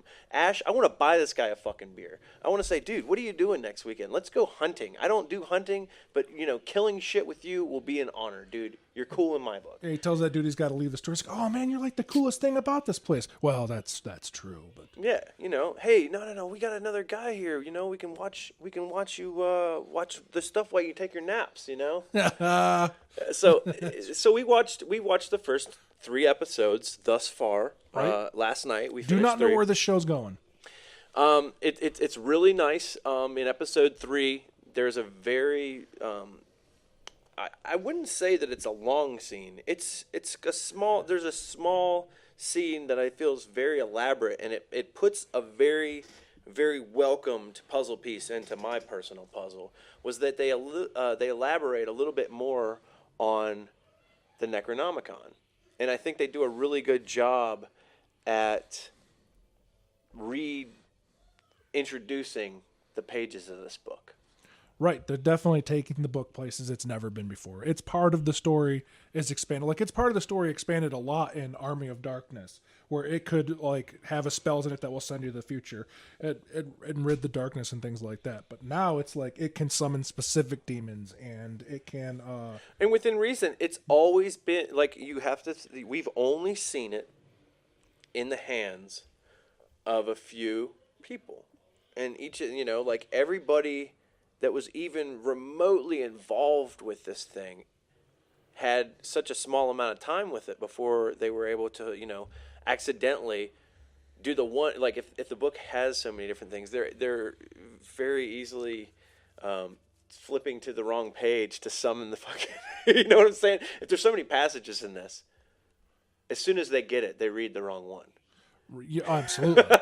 So one thing, though, I do think that is really, really cool was they showed the cover of the book up close under a microscope. Yeah. Or under a magnifier, and you could really see a lot more of the texture to it. The pores of the skin. And it created this really interesting, I don't know, it was like spellbinding to me, where I was like, oh my God, this is so cool. That really came into play later, because they do, in that episode, they summon a demon. And at some point, they fuck up, and the demon's set free into their world, and he's not going to be in this little safety circle or whatever. So they're fucking shooting it and doing this and doing that, and it seems to be unstoppable until the Necronomicon is utilized as a weapon. And what I saw was that when she struck the demon with the Necronomicon, the book's outer part that was human absorbed it into its mouth. Yeah, it did. And in my mind, I said, wait a second, maybe the Necronomicon is so valuable because it's the only weapon that you have against the evil. Interesting. As a physical weapon, like how a fucking vampire hunter would use a cross. Like if you were to utilize the book as a shield. Uh-huh. Because it seemed to be the case at the end of that episode. I'm also suddenly filled with the image, and it wasn't actually the Necronomicon that did this, but it was a dummy Necronomicon that did it. Remember when it bit Ash? Oh, God, I love that. That's funny. Oh, man. My favorite Necronomicon was the one that had the void that stretched his face. Yeah, he got sucked all the way in. It closed. Oh, my gosh. I remember, God, this was probably like 10 or 12 years ago. I was hanging out with this girl who had a laptop with a computer. I guess everybody knows about this shit now, but it had a little goddamn, what do you call that thing? What do we call what thing? It takes pictures of you. Camera. Okay. You find those at the airport. Airport camera. Thanks, Duane. He's turned me, like I said, guys, 2012, the year Sean Matook learned about the fucking internet. We couldn't do this podcast. Either one of us couldn't do it alone. No, and why would we? Fuck this. It's only cool for us anyway. You know that, Daryl. Thanks, Daryl. Thanks for listening, guys. I mean, Guy. And fuck all you guys that are just starting. You're Thanks, too late. everybody. I mean, one person. Go back in time. Now go fuck yourself again. It's okay. But for real, with that Necronomicon, like that really opens a whole new door. Like, what is that book possible? What's possible with that book? I don't know, because now we're taking it into new places. That's for sure. Well, here's the answer to that real quickly. The guy who could tell you is dead now. Because this guy had a really awesome, the guy from Books from Beyond. How intelligent? How much could that guy really actually know? Though he summoned the fucking demon.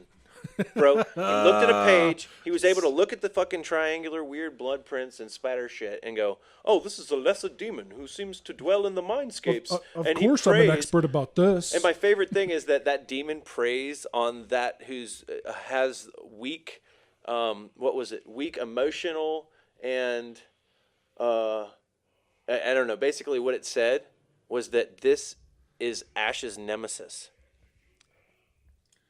That literally, it's like he's only he's the strongest against somebody who is like strong-willed and has no emotion. And like, oh great, that's Ash to a T. Yeah.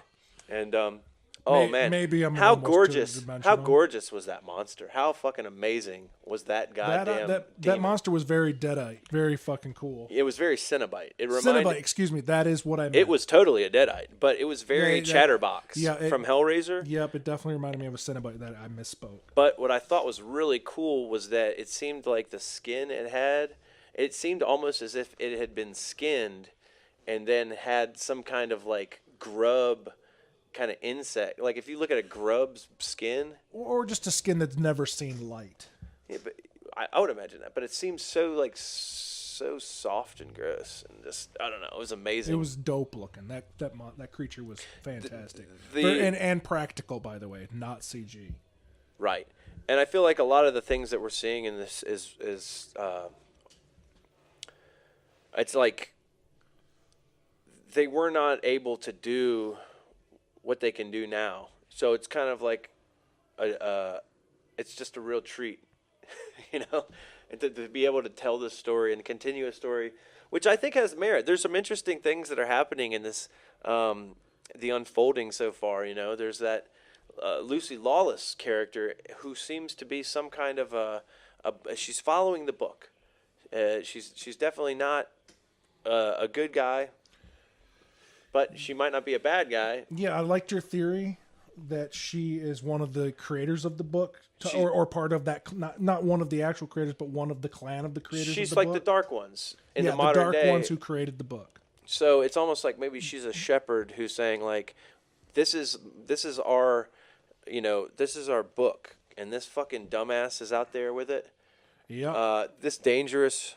But then again, she knew who Ash was and must have known he had the book. I don't know. We don't really know what her character is or where they're taking the least. But if Ash hasn't fucked her yet, I assume he's because going of to. who's playing her that they're going to end up fighting side by side, if not begrudgingly. Yeah, they're either against each other or with each other, I would imagine. I think the character development in this is cool. It's fun. It's ridiculous. Like his friends are interesting. Right, exactly. I think the cop is very interesting. Can you talk briefly about the dinner? Oh gosh, with Mimi Rogers. Yeah, the Mimi Rogers dinner. Basically, this girl's like, "It's my mom. She died a few months ago, but she's back." Honey. Yeah, and Ash is basically just like, "This ain't my first rodeo check." Tell me that. So you died, huh? Yeah. Oh gosh. It's going to be that kind of dinner where a Deadite is seriously going to be. The show is so silly. A Deadite is going to go ahead and go through the whole canard of fixing fucking dinner for Ash to be like, "No, I'm her mom." Absolutely. And it's like, one last question, punch in the face. Fucking awesome. Yeah, dude, absolutely. and what's really funny about that scene is that once it happens, there's like this that transition to the Deadite. Like it is on. Like they fucking really, really kicked ass at how that looked. Yeah, and that's really her. That's really Mimi Rogers who did the makeup and shit. That's weird. And she did the stunts too. That you wouldn't have think Mimi Rogers would do that. I can't remember what movie it was when I got to see her tits, man. But it was awesome. I was like, weird. I think it was a movie where she was like a horse rider or something. But I was like, oh my god, Mimi Rogers is fucking tits right there. That's cool. Anyhow, so far so good. So, yeah, Ash vs. Evil Dead, very fucking cool. Stars Saturday night, 9:00. If not, find it somewhere on the net.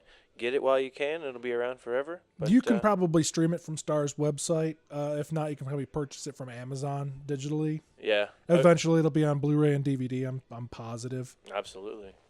If we can get it on it's not over yet, so obviously there's only so much we can say. But being huge Evil Dead fans, it's not like we're going to fucking wait. No, absolutely not. It was awesome. It's going on right now. We're involved. What else? The Flash. We're in season 2 of The Flash. I really enjoy the show. It's better than I would have expected.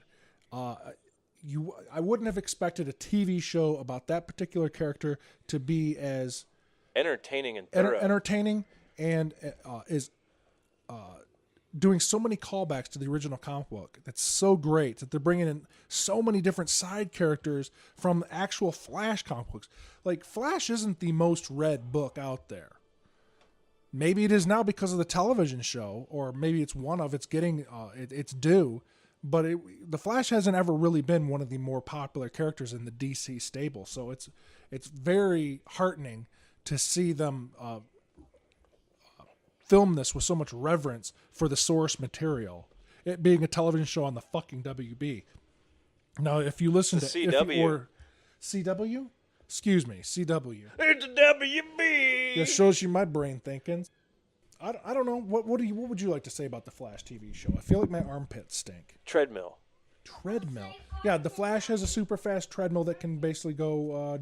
I don't know. I guess the speed of sound on the TV show. I'm sorry. I was trying to create comic relief. A little tension the thing there. that I've always loved about the Flash, and it's a very science-y comic book. When it wants to be, when the writers take it that direction, is the thing you have to imagine. If you could think and move at the speed of light, you could live at that speed, which is beyond comprehension, really. Like a stars that we see in the sky are 365 million light years away. Where am I going with this? I don't know, but you're saying that if you're faster than everything, you're God. You are fucking God. Is that what you're saying? That's what I'm hearing you say. You have to be. You are one of the. You could literally be omnipotent because you could literally travel all over the world within a few moments and see everything and everyone that there is to see before they would even be able to fart. If you could move at the, right? could move at the speed of light, you could travel through time. You could stop events from occurring while they are occurring. Like if someone's in an explosion, you can fucking get them the fuck out of there. All of them rebuild the, like if it's like a car bomb, you get the person out of the fucking car as it's exploding and rebuild the car in real fucking time, because that moment is like fucking several weeks for you, if that's what you want it to be. It's pretty intense. You could vibrate your atoms at the speed of light and vibrate through solid objects. It's a very fucking sciencey comic book, and they're beginning to pick up things like that into the show. But even more than that, I'm super impressed that they're bringing in a lot of the like side characters. Like Jesse Quick has just been brought in. Dr. Light, Zoom. Yeah, Dr. Light, Zoom, Grodd. We had Firestorm. We had fucking Captain Firestorm. Cold. There's a lot of characters. Here's the deal with the Flash for me is that I just watched Daredevil. Iris year. West, Spivot. That was really good. Like I really liked. Daredevil. I really liked Daredevil. Prior to Daredevil, which made me kind of reluctant to get into it, I had watched the first season of The Arrow, which to me had kind of a dry, drab, kind of like comic book / soap opera that was just very like I thought the acting quality was kind of cheesy, like people were overacting and taking themselves too seriously, and like I didn't give a shit about the characters too much, and it was like a soap opera. Well, the Flash that we're watching is like a fucking soap opera, but they're able to captivate my person very easily. There's like within the first minute I'm worried, I'm happy, I'm sad, I'm angry, I'm curious. I'm like titillated by these things because it's a very wholesome universe that these little small people live inside of. Like Barry Allen and his peers are fucking Boy Scouts.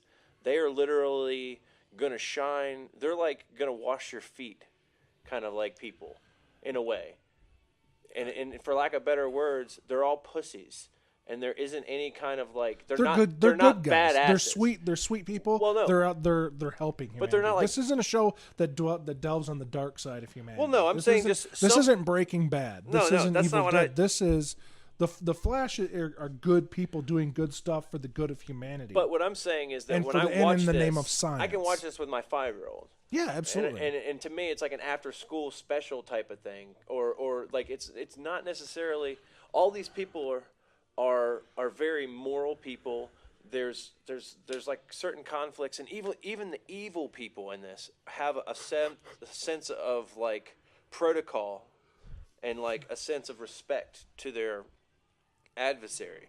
And I feel like that creates something where the first like handful of episodes of the series I'm watching, and I'm thinking like, yeah, this is like I'm watching a fucking, what is this? This is like Disney. Like these kids are all, it's like everybody's a virgin. Nobody's ever had alcohol. But then you watch Barry Allen, he's out with his friends, and he drinks like 100 beers, and he's like, I can't get drunk. This sucks.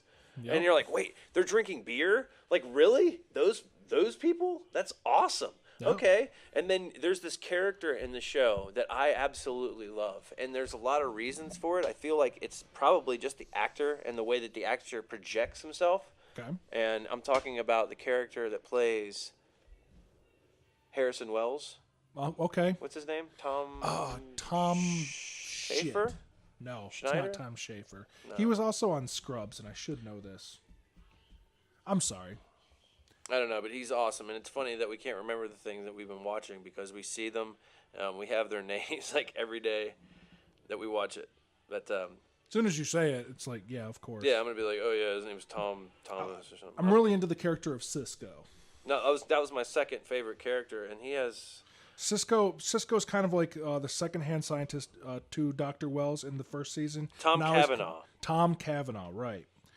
Cisco has now known that he has something of a power where he can vibe with people, which is if he makes contact with them, often he can kind of see something about their future or about their past that gives a clue to the story. But not just see it, but he actually enters the reality and is able to literally look 360 degrees and be involved with an event. So he's actually present in there.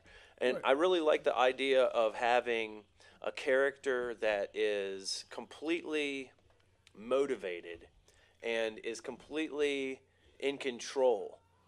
Because this Harrison Wells character, we find out, spoiler alert, that he is Eobard Thawne. Right, from the future, the reverse Flash. And he's the ancestor of Eddie Thawne, who is Joe's partner and Iris's boyfriend and Barry's friend. Joe's daughter, Barry's adopted sister. And it's very interesting because we find these things out. There's an unfolding. But when you watch it, you know, obviously this guy's doing things that are deceptive to all of his peers. But he's so intelligent, he has so much integrity, and he's doing all kinds of things in between this really, really elaborate, very long-winded, very not desperate. Because if you think about this character of Eobard Thawne, he's trapped in time. And the only way for him to get back to his own time is to use the Flash. But he has actually, by going back in time, he actually stopped the Flash from becoming the Flash. So he literally has to replant a seed to grow it, to ensure that someday he can then go back and destroy his adversary once and for all. So he's like a really, really amazing character. And for me, like, when I grew up with comic books, I had really little exposure to them. So whenever it was like comic book time, it would always be like I'm at a flea market or something of that nature, yard sales, you know, every once in a while, like the corner store or something like that, 7-Eleven, I'd see something. But I wasn't like you, where you're like, you know, you're like, oh, number 6 is coming out in 3 fucking days, motherfucker. I got my 75 cents and pennies saved up, and I'm ready to, you know. I would say a good portion of my life I've been involved in the comic store scene where I've got an inbox. Right. So for me, I'm looking at it like these characters to me mean a lot, and I'm learning about them. I'm going back. I'm actually using the internet a little bit here and there on my phone to find, you know, like I'll, you know, just go online and learn the backstory of these characters. And the thing that really strikes me about this Eobard Thawne is that he's able to transfer this guy's DNA and superimpose himself out of the equation, where he literally looks like this other person and becomes this other person. So being that Harrison Wells is like this amazing, brilliant mind. This guy from the future, he's like, well, dude, I'm from the future. This is like dinosaur shit. This is like old school. I know this is like all this stuff. I know all this stuff, and because it already happened, I can just go back into a history book and read this. So he's able to manipulate these things, but simultaneously, in order to grow this Barry Allen plant into the Flash, he has to literally do all the things that you would have to do to nurture a living thing into this, And in doing so, learns to respect him and even love him. We're rocking the Transformer soundtrack in the background if you can't hear it. So the thing that's neat is that in between, obviously, he doesn't want anybody. No one knows who he is. So he's got to go along and be the good guy too. So Eobard Thawne is ridiculously amazing. Harrison Wells is amazing because he's able to be one of he's the adversary, but he's also the mentor, and I think that's just absolutely amazing. It's very, very good writing for a science fiction series. For television, I think it's incredibly well written, and I think the acting is really kind of funny. I think everybody that does it has they probably have a lot of fun on the set. It feels like the kind of show that you could have a lot of not a lot of leeway in your character. It's not like there's an inconsistency where it's okay, you can go wild with this character in this episode, but I feel like there's a lot of kind of wild card things that happen where you're kind of oh, I'm really enthusiastic about this season because they've created. We're 6 episodes in, correct? Yeah, and they've created at the end of the first season. They created a rift through which now there are threats. What was at the end of the last episode of the last season? For this, the last episode of the last season, what was it? Well, the Eobard Thawne was trying to get back to the future, so he created it, but it got out of control. Well, what happened? Oh, okay. Eddie Thawne sacrificed himself to stop that character from existing. Yeah, which I think kind of ruptured the breach, and it kind of grew out of control. Right. And Firestorm had to fly into it to stop it. Firestorm's a cool character. Yes, Firestorm's always been a cool character. Firestorm, I think, was invented for the Justice League cartoon back in 1983 or 84. Well, it's a really interesting concept. If you don't know who Firestorm is, it's a character that is a combination of two men who have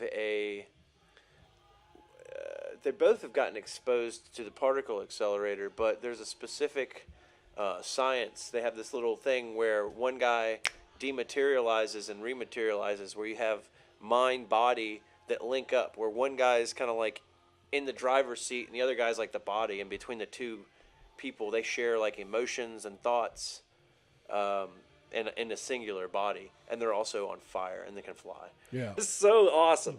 The nuclear man. And okay, so you have that happening at the end. So you have this really epic thing. Well, now where we're at is the rifts are people are entering our dimension through the rift from a parallel dimension, right? Whose main villain is another speedster named Zoom, and Zoom wants the Flash for something. In the parallel dimension, there is a Flash, but it's the Jay Garrick Flash, the Flash in the comic books of the Golden Age. The original Flash used to have the silver thing on his head, and I don't know. He's lost Jay Garrick has come to our dimension, or the dimension within the show. That's the mainstream dimension, and he's lost his powers, and he's able to explain who Zoom is. Zoom being a very, very bad speedster who wants nothing but to capture this particular universe's Flash using metahumans from his dimension. So we're seeing metahumans like a shark creature and Dr. Light and whatnot. And the first one, Atom Smasher. That's an Atom Smasher. And what was interesting was that in order for these characters to be able to, they're so intimidated by Zoom that they're willing to kill their parallel in this universe in order to then become that person and hide. I thought why they wanted to do that was this girl wanted to kill the person that she was in our dimension so that she could hide from Zoom. That's exactly what I just said. She didn't. Well, she not become her though. What she's saying is that she's She going to would try to pretend. fool Zoom in that dimension to think she was the one who was dead. Right. Right. Right. She's like, yeah, Dr. Light's dead, and Linda Parker is still hanging out at her, or Linda Parks or whatever her name is still working at the newspaper. Right. Yeah, absolutely. So the conflict that I'm seeing here, and it's really interesting, is that because there's this Zoom threat that's been, it hasn't really elaborated on how, if at all, how these characters developed their metahuman power. Was it from the particle accelerator? Particle accelerator in both universes. The particle accelerator set off by Wells. Okay, so Harrison Wells now is in this other universe where he has created the particle accelerator. It's erupted and gone off, and it's exposed these characters to create. Difference being the universe, the mainstream universe. Harrison Wells was actually Edward Eobard Thawne. In that universe, Harrison Wells is himself, supposedly, and he has a daughter, Jessie Quick. Yeah, and that's not her name yet. I don't think they call her Jessie Quick. Maybe I'm wrong. But anyhow, the cool thing about this is that he then has to come back through to our world, because as we find out through a vibe, we see that his daughter is compromised and is being held hostage by Zoom. So I don't know. It's pretty cool to think that Barry Allen has his adversary, the Reverse Flash, who is responsible for his mother, because he went back to kill the Flash when he was a little kid. The Flash from the future came back, protected his little kid self, and because he foiled his plans, he was like, "Fuck you! I'm gonna kill your mom." Little motherfucker. Whoa. That's what he did. All right. So it's pretty fucking heavy. So now the Flash has to then become another situation where there's Harrison Wells, Eobard Thawne. Yeah, where they're forced to trust somebody with the face of someone who deeply, deeply betrayed them. Yeah. And is in need of help. Right. So it leaves you at a point where, who is also a very flawed character in his own right. Weird. Absolutely. Cool character, too. As Tom Cavanaugh is a very good actor who's holding that complicated of a character set Wasn't he together. in the show that... Was he in a show that was just called, like, Ed? Or he was in charge of a place called Stucky Bowl, like, back on NBC in the early, mid-'90s? Never seen it. I wonder if I could pull that up and find it. Anyhow, I feel like I recognize him from So that. where are we at with the Flash now? We're basically the Flash has had his first confrontation with Zoom, and he has gone horribly How wrong. amazing. Zoom is basically a black Flash if he was built up. Like, he's got muscles, he's got the same suit exactly right down to everything, except his mouth, the suit is like covering his mouth, and there's a suggested kind of like jagged smiley kind of thing, like a jack-o'-lantern kind of grin. Yeah. He looks dark, he's scary, and he beats the shit out of the Flash. And breaks his back. Yeah, seems to be having his back broken. Where we're at now, where Sean and I are at with the show, episode 6, season 2, it seems that Barry has lost function of his legs. Yep, Barry's paralyzed. So I that's can't where feel we're my at legs. now. And Tony Todd, who we mentioned earlier, is doing the voice of Zoom. And man, that is so effective. That is a dark, evil motherfucking voice. Yeah. Tony Todd. So check out The Flash. Music-wise, I'm sure Duane has some picks for you guys out there right now. I've got a few of myself. I'm not really... Sure. Let's talk about music right now. All right. One last thing. I did want to talk a little bit about music. Is that I kind of discovered a newer artist. Her newest album came out on October 25th. It's called Art Angels, and the artist is Grimes. And she is a very young woman. I think she's got to be 23 at the most. I'm thinking she's like 22, 23 years old. She looks like she's 19. Super impressive, because rarely do young girls do this, but she is a music producer. She's producing her own work. She's out there, twisting knobs, setting mics, recording herself, programming all her own beats. She's a manufactured musician, just as many of these popular artists are manufactured, as in they can sing, so someone else creates their thing for them. Grimes is a young woman who is creating her own character, her own fashion, her own music scene, and her own music, like her own people around it, and going for it. And I have the utmost respect for people who are doing that, especially young people, and especially young women, because that's a little rarer, you know? And what she's doing, this music is very ethereal. It's very poppy. It's very approachable, but it's very different too. If you really are paying attention, especially some of her a little bit older stuff. The newer record is even more approachable, even more poppy. But it's got beautiful fucking numbers on it, like Art Angels itself, Maim v. Kill. Beautiful song at the end called Butterfly. One of my favorites on there is called Venus Fly. Extremely fucking excellent song. And the single is called Flesh Without Blood. And it's to be seen. Like this video, it's like if you just look at it and you weren't really trying to pay attention to what's going on, it just looks like a bunch of hipsters fucking off. But it's got a very fucking beautiful art direction. And if you read the lyrics over top of like what you're seeing is very, very, very poppy, very beautiful, very, very happy. But what the lyrics are about is about letting go of somebody who has dragged you down and become less of the person that you believed in at one time.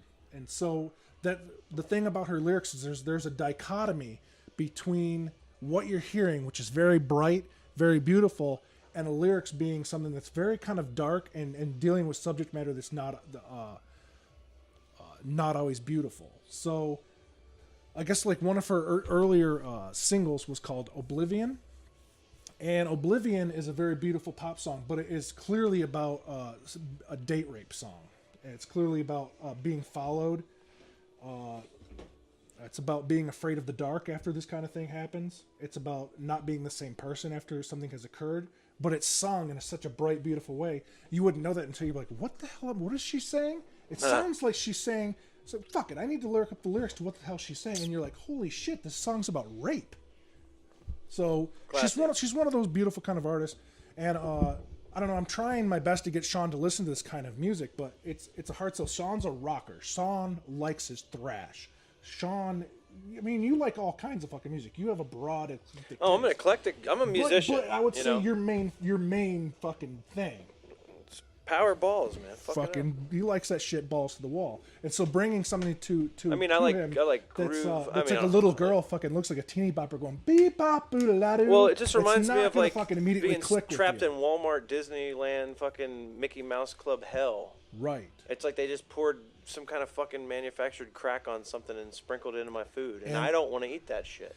And where you are correct is that the majority of music like that is that. Right. Absolutely. But you don't have to. But if someone has like weeded through the detritus and said, here's why this is connect, like why you can connect to this. Here's how this is approachable and meaningful. Well, I can find musicianship and merit in a lot of things that people do, even if I'm not interested in the music, because it's just who I am. I give everybody the benefit of the doubt as far as that goes. But like, if it sucks and I'm not into it, that's not the end of it for everybody else, you know? Like, I'm willing to stand alone and fucking rock to the shit that I'm into, you know? It's okay. You know, and stuff's not for everybody. The shit I like, I wouldn't, you know, always think that everybody would be into. But some of the stuff, you know, it's more about the art and about the artist. And I feel like, you know, I appreciate a lot of people because that's who they are and what they do. Like one of my favorites, and this is weird to even say, I mean, I'm not saying like musically, like, oh, I'm going to put this album on and it's like my favorite album and this is my favorite artist. But one of my favorite musicians as an artist and as a person who's created their own little universe and owned every fucking bit of it to the goddamn T is Prince. Oh, fucking A. So for me... But of course Prince is a fucking crazy person. But you know what I mean? Like when you put that person and their music and everything, it's like, okay, well, it's more than their music. It's how they used it to be their art and their conduit of expression. So it's like, I wish I liked Or Lana Del Rey. Like when you played Lana Del Rey for me, I was like, what the fuck is this? I thought, and then all of a sudden it was like I was out somewhere and I heard it and I was like, oh, this is like stuff that people would listen to. Like I thought this was some weird Born dark, to Die. People don't like that kind of shit. And then I thought it was like this is what pop music is, and it's not. That's a wild card artist. It is. That is like I read something that she called herself like a ghetto Nancy Sinatra, and I kind of like thought that, or gangster Nancy Sinatra, and I thought that was a kind of cool thing. But you know, for me, I just, you know, it's just not my heartbeat, dude. You know. Right. So you know, I'll hear it. It's cool. It's what it is. I've been becoming a lot. Clearly, more... that's the track I'm on. Like right now, I'm on a huge female vocalist, singer-songwriter, artist kind of place, and I've been following a lot of my favorite stuff going on. Is that like Sia, Lana? I really like the new Miley Cyrus record. Believe it or not, yeah, we talked about that one last time. I just can't believe that in this day and age, the fucking Flaming Lips are her band. That's fucking crazy. That's so cool. Yeah, it is cool. It's a lot cooler than like her. And like I say, I think Grimes fits into that category of self-starters, people who are individuals and creating their own fucking music. Isn't Lorde in that same kind of vein? Lorde is Doesn't absolutely in the same vein. And she's younger. She's even younger, isn't she? Lorde is very young. I don't know. I'd put her at Lorde 20, 22 years old now.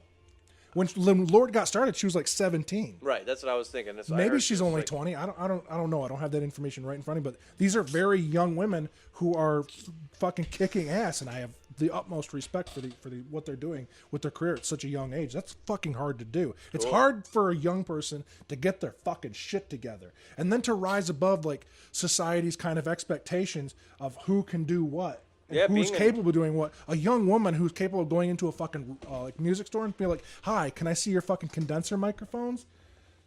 Fucking, that's awesome, man. That's not that's exceptions to the fucking rule. It shouldn't be an exception to the rule. Everybody should be mandatory. Everybody Jesus should Christ, have the same opportunities as everybody else, but you don't expect it. Yeah, maybe we should start expecting it. Absolutely, or at least start like representing that and reflecting that in what we do. Because I'm frustrated in that I see artists rise and rise, and I'm getting old. You know, I'm looking at like I'm not going to be a 22-year-old fucking guy that people hear about. And no, you know, like that's not even what the thing. It's not even about for me. Like I create music on a daily and weekly basis to where like I'm making little demos here and there.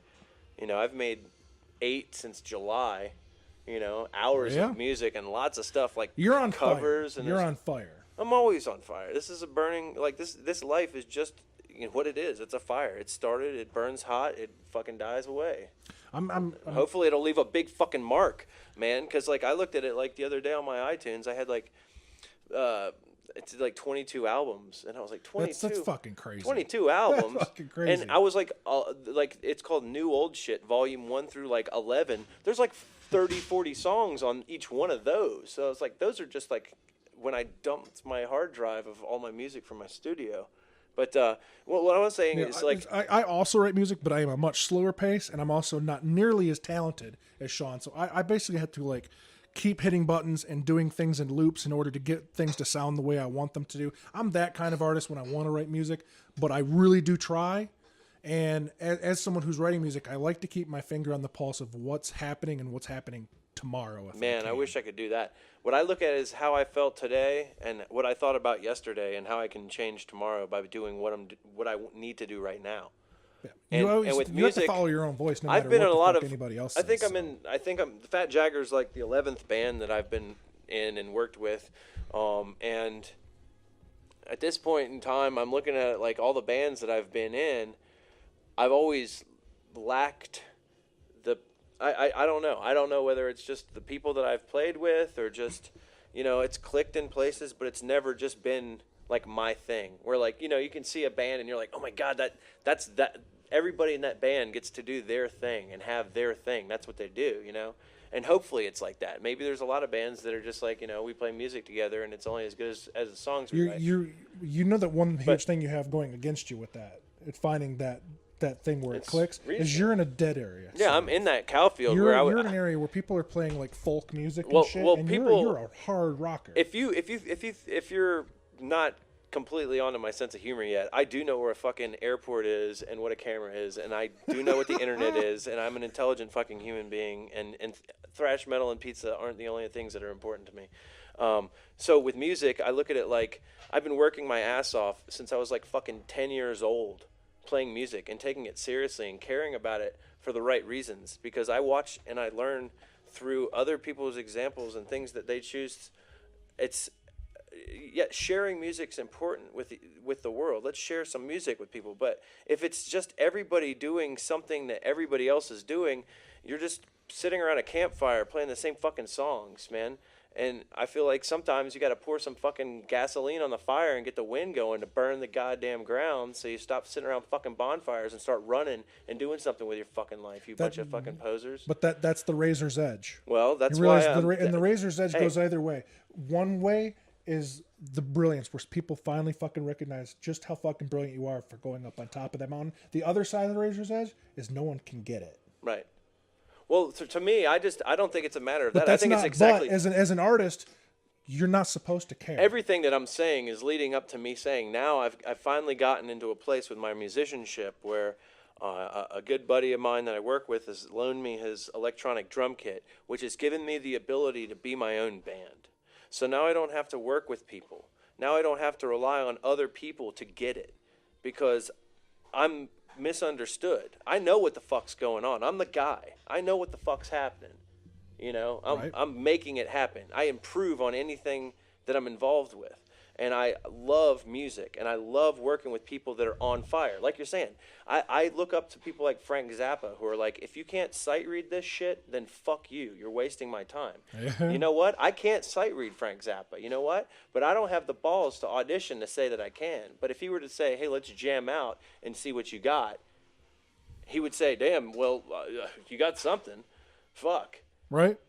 Whatever. You know, that's how I look at it. Like, how can you utilize me? Well, I'm in a place now with my music where I just kind of get into my own little world and create, rather than thinking about, oh, I'm going to sit down and like come up with a concept and a revolution. This is going to be the album. I'm going to say, okay, well, I wrote this riff. I wrote this, you know, this little thing. Let's see how it works.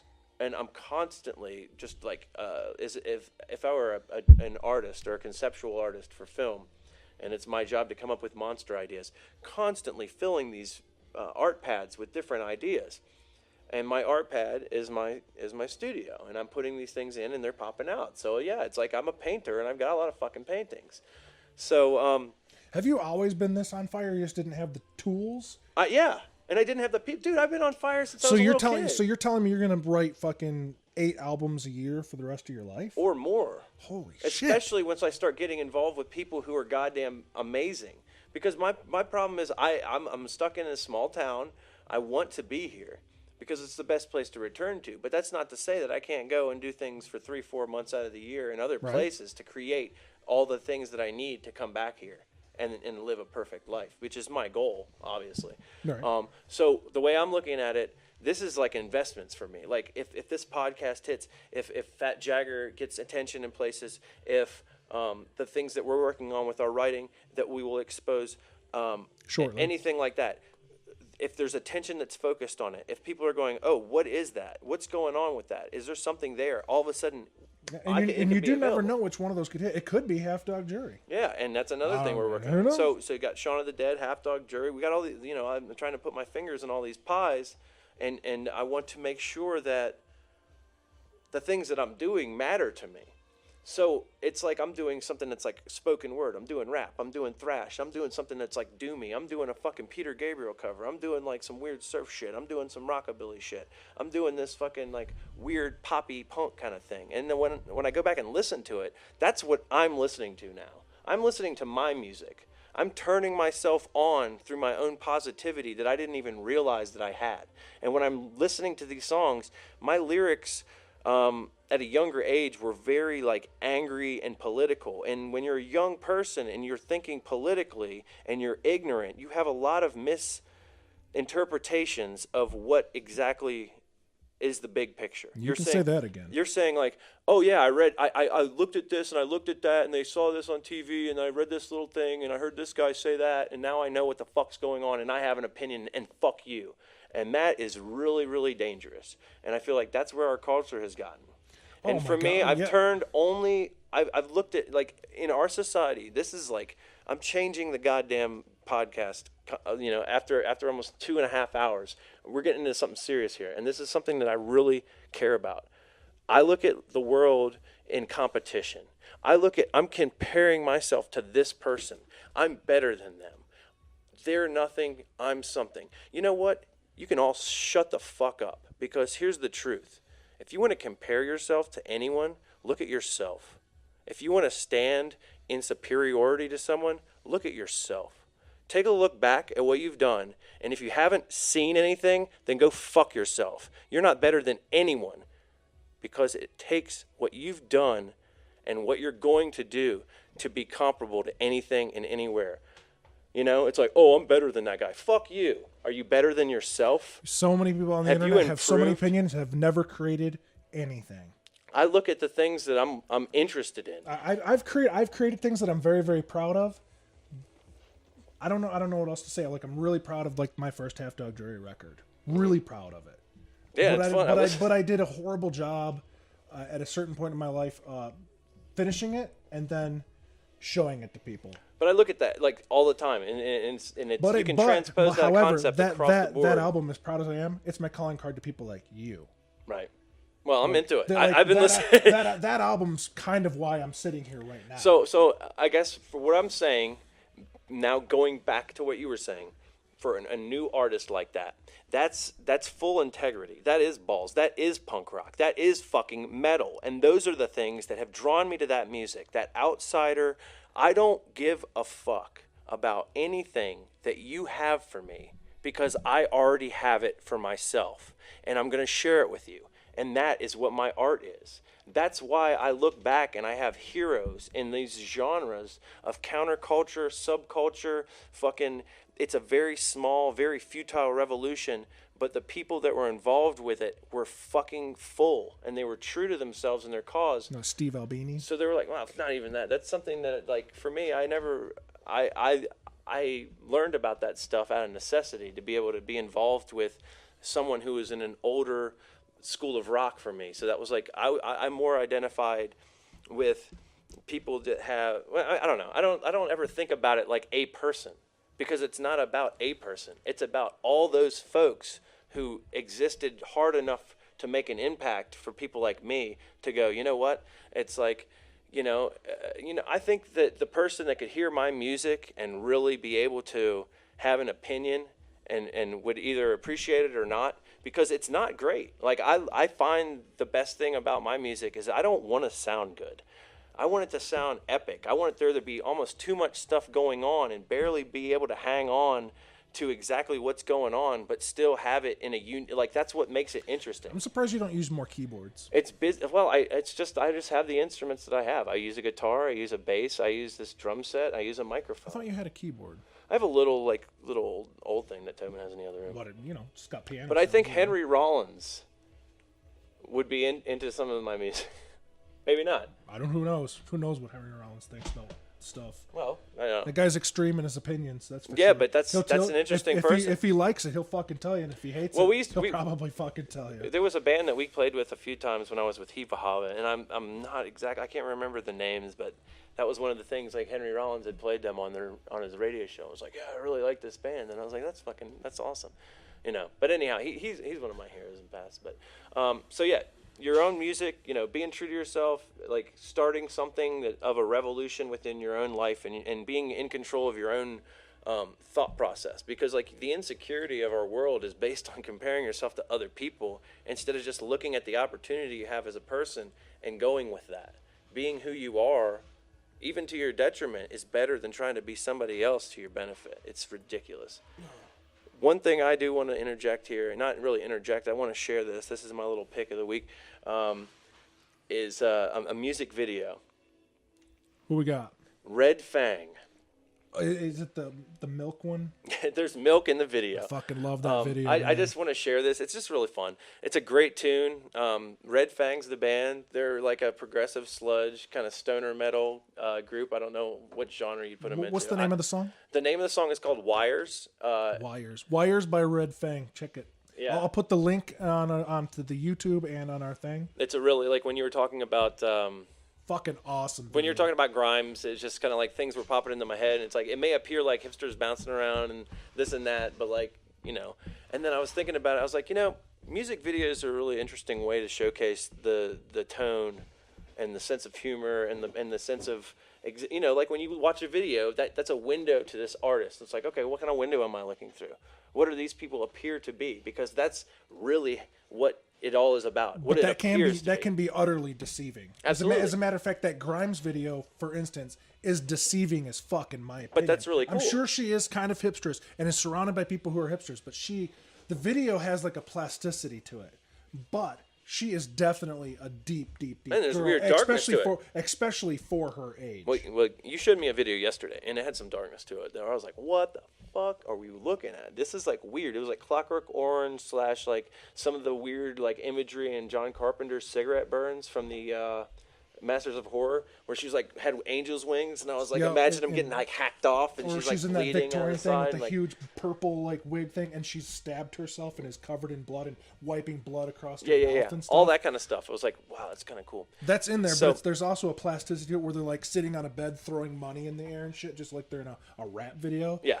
So that's the message is about. It's kind of an opposite of what you're seeing versus what you're hearing versus what the actual message is. So Red Fang. Red Fang. What you're seeing in this video is what you're gonna get. Like they're hanging out. They're the band. Very WYSIWYG. They open up the fucking envelope. They're looking at their mail. Bill.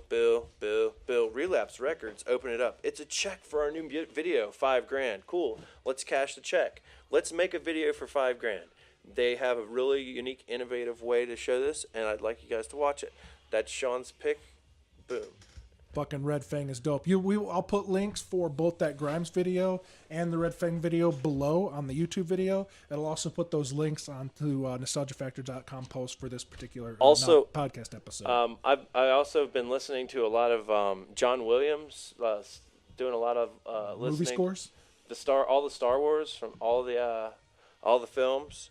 Right, and we got a new one coming soon. The album I want to recommend right now this week is Iron Reagan, a band from Richmond, Virginia, consisting of members of like a couple from Municipal Waste and the drummer from Darkest Hour. Really fucking rad crossover band. Kind of political, no bullshit, straight ahead, fucking really badass, good riffs.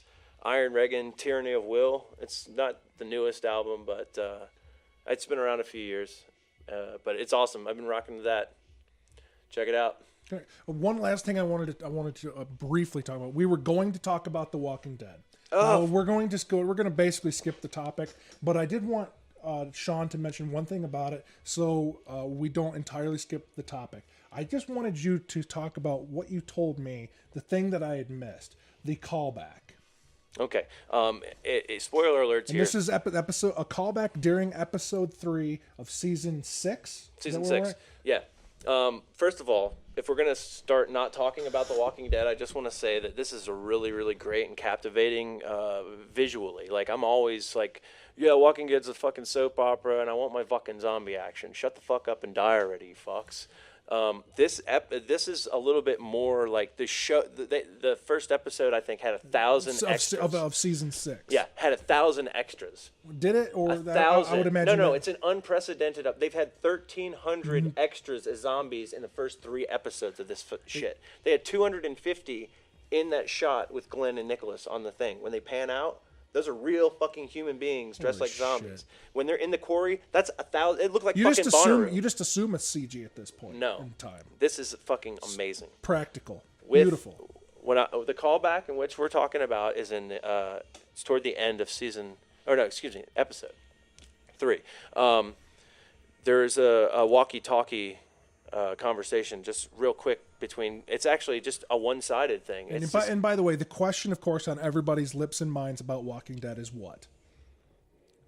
When are they going to cut off Rick's hand? No. The question is... Wait, they don't know anything about that. Spoiler alert. Yeah, in the comic book, Rick has lost... Is Glenn alive? Is Glenn alive or dead? That's the question on everybody's hearts and minds about this TV show. So, the callback at the end of season 6, episode 3. Right. Rick is trapped. No, not even yet. Rick's on his way to go to the RV or something. Right. He's he's in front. I think he's on foot at that point.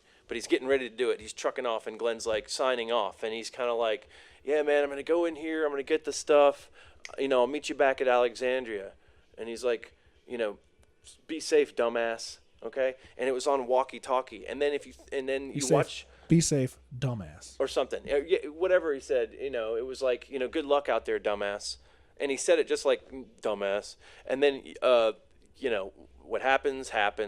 And the way that the thing ends then is that all these zombies are surrounding what's happening. I don't want to, if you guys haven't seen it, but there's a certain aspect of that. In the very first episode of the first season, when Glenn and Rick, their characters come across each other, Rick's in a really tight spot where he's around that tank, and zombies are coming everywhere, and there's a walkie-talkie that says, hey, dumbass, and it's Glenn. So the first time that Glenn speaks to Rick through the walkie-talkie, he calls him a dumbass. And the last time, seemingly, that he speaks to Rick is again through the walkie-talkie, and he calls him dumbass. And then he ends up surrounded again, but it's on the flip side. Right. I'd missed that callback. Maybe you had as well, but Sean caught it. I wanted him to I'm kind of cheeseball about that kind of stuff because, like, when I watch these things, it's almost like I'm a little kid and it's time for, like, story time. Yeah. And it's like, I remember, I was like, oh, what's going to happen? It seems that your memory's a bit sharper than mine for some reason. It must be all that, when you listen to music of fast pace and high technicality, it creates, if you listen to really, really fast music that's playing a lot of different notes and a lot of phrases, and you're a good listener, you're able to dissect each individual component of every instrument. So when I'm listening to music, I hear what strings on the bass the guy's playing, what drums the guy's playing, what hits are where, what hit is making or what part of the drum is making the noise I'm hearing, where the guy's panning it in the studio, what effects are going. I'm hearing all that really fast.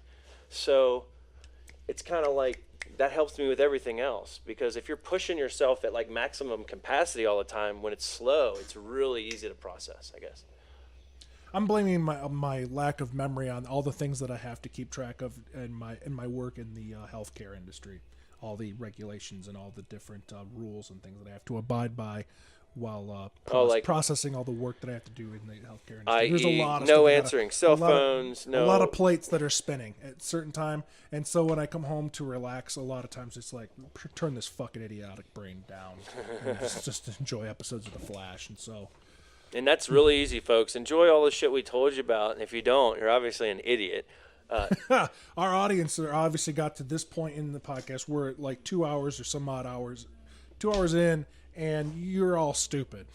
No. You're not stupid. You're just, if you watch the shit that we like and you don't like it, you're a fucking idiot. That's what we're saying. Yeah, we're not because saying you're watching it. Why are you watching things you don't like? Yeah, exactly. If you want to, okay. So next time we're going to talk about The Walking Dead. We're going to talk about Kung Fury, and we're going to talk about a couple other things that we wanted to talk about. Horror movies. We'll just rant on. Kurt Russell's gorgeous mustache. Bill Cosby's still raping. We got all these topics. Everything's coming, folks. Nostalgia Factor podcast. What, episode 6? Yeah, 7? This is episode 6 is in the bag. Please check out Bone Tomahawk. Please check out Ash versus the Evil Dead. Please check out the newest season of The Walking Dead. Please check out Red Fang. Please check out From Richmond. Iron Reagan. And check out the new Grimes album, Art Angels. Boom. Thanks a lot, folks. Check us out on nostalgiafactor.com, youtube.com/nostalgia or The Nostalgia Factor. Check out Fat Jagger. Check us out, Nostalgia Factor, on Tumblr, on Vine, on Facebook, on Twitter, or wherever the webs are. Thanks for listening. Oh, you know what? What? Check out fucking Harbinger Uprising, too. Check those motherfuckers out. Those are good, buddy. Harbinger Uprising. From Tennessee. From Tennessee. They're good dudes, buddies of mine. I played with them for a few months, helped them on the record. It just got released. Morgan called me this week. I missed his call. Totally got the fucking, the first, like, all the stacks of the albums came. So he's... Oh, wow. Yeah. They're legit. They're doing it right. They're good dudes. Cool. Harbinger Uprising. And Fat Jagger. And nostalgiafactor.com. Take care, guys. Peace.